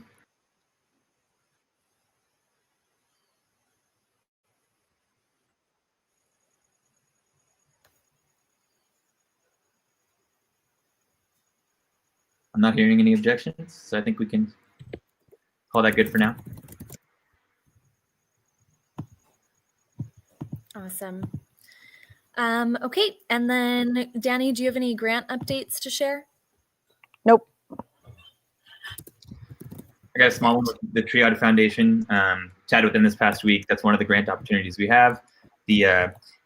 Basically, the next time that their group is getting together to decide on funding projects like Giveth is March. So we have at least until March to basically get our application ready to go. So yeah, it's not a huge priority right now. We should definitely get that done before March. I am curious, I guess, while we're here, do we have any stats? Some of the questions they ask are like about our budgets for the next year. And one of the questions that came up in the application is, do we have any stats on like how much has been donated on Giveth One in total? Does anyone know? That's a really good thing for us to pull out and see what it is now. I feel like we were around $1 million had moved through it. That's just my memory telling me. I could be wrong. Cool. That's something that should be easily extracted. Okay, awesome. Then I guess I'll just make an issue in Giveth planning to get the answer to that.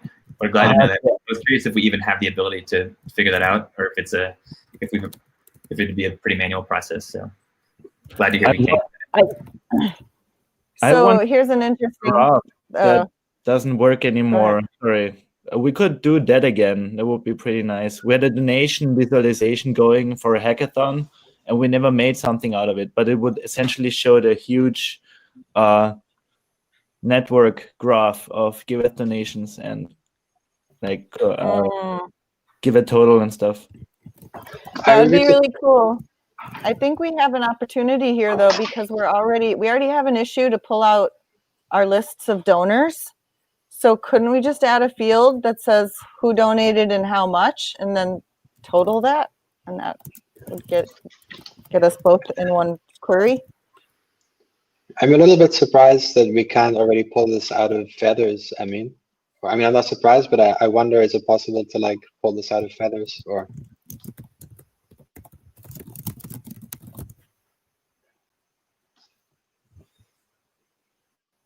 I mean,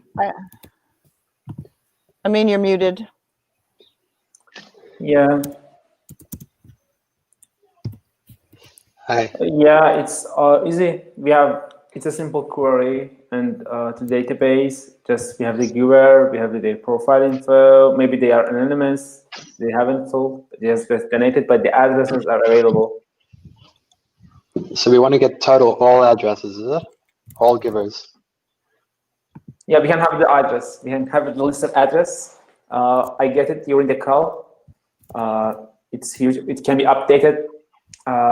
So we need just say at this standpoint, at this point, we need the values. I will fetch the information and give you. Yeah, I'd like to link this into our marketing and promotion discussion. There could be some cool numbers there that we can celebrate. Yeah. Of course.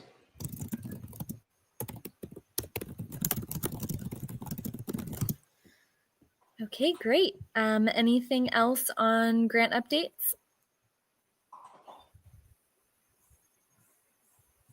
Okay, and then our final point, yay!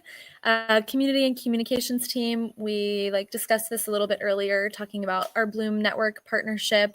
How can we best leverage and continue? Danny, I understand you're going to sync with Magenta and see if we can continue working with them in 2021, and maybe you and I can talk offline with the marketing team about strategy and how we best can all collaborate.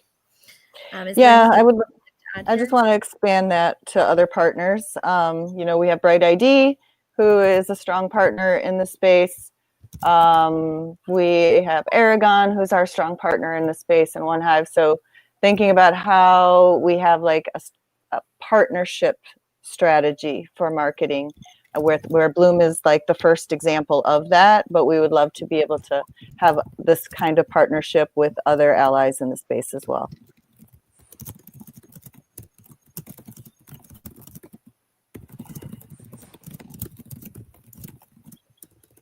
Awesome.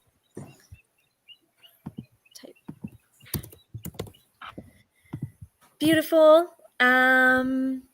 Okay, I like to do a closing, but we're already 16 minutes over time, so I'm going to call it at that. And anyone, just as a friendly reminder, that would like to join Bright ID, please stay on the line. I will pass the mic over to you, Paslar, to lead us through that.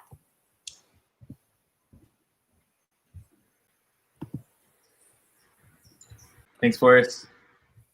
Yeah, and Paslar, I see that you're still muted. I just want to point out this isn't just to join Bright ID. Even if you've already joined Bright ID, this allows us all to connect with each other. Yeah, and I just simply talked and for 2 easily minutes without anyone hearing me. So yeah, it's just 2 minutes.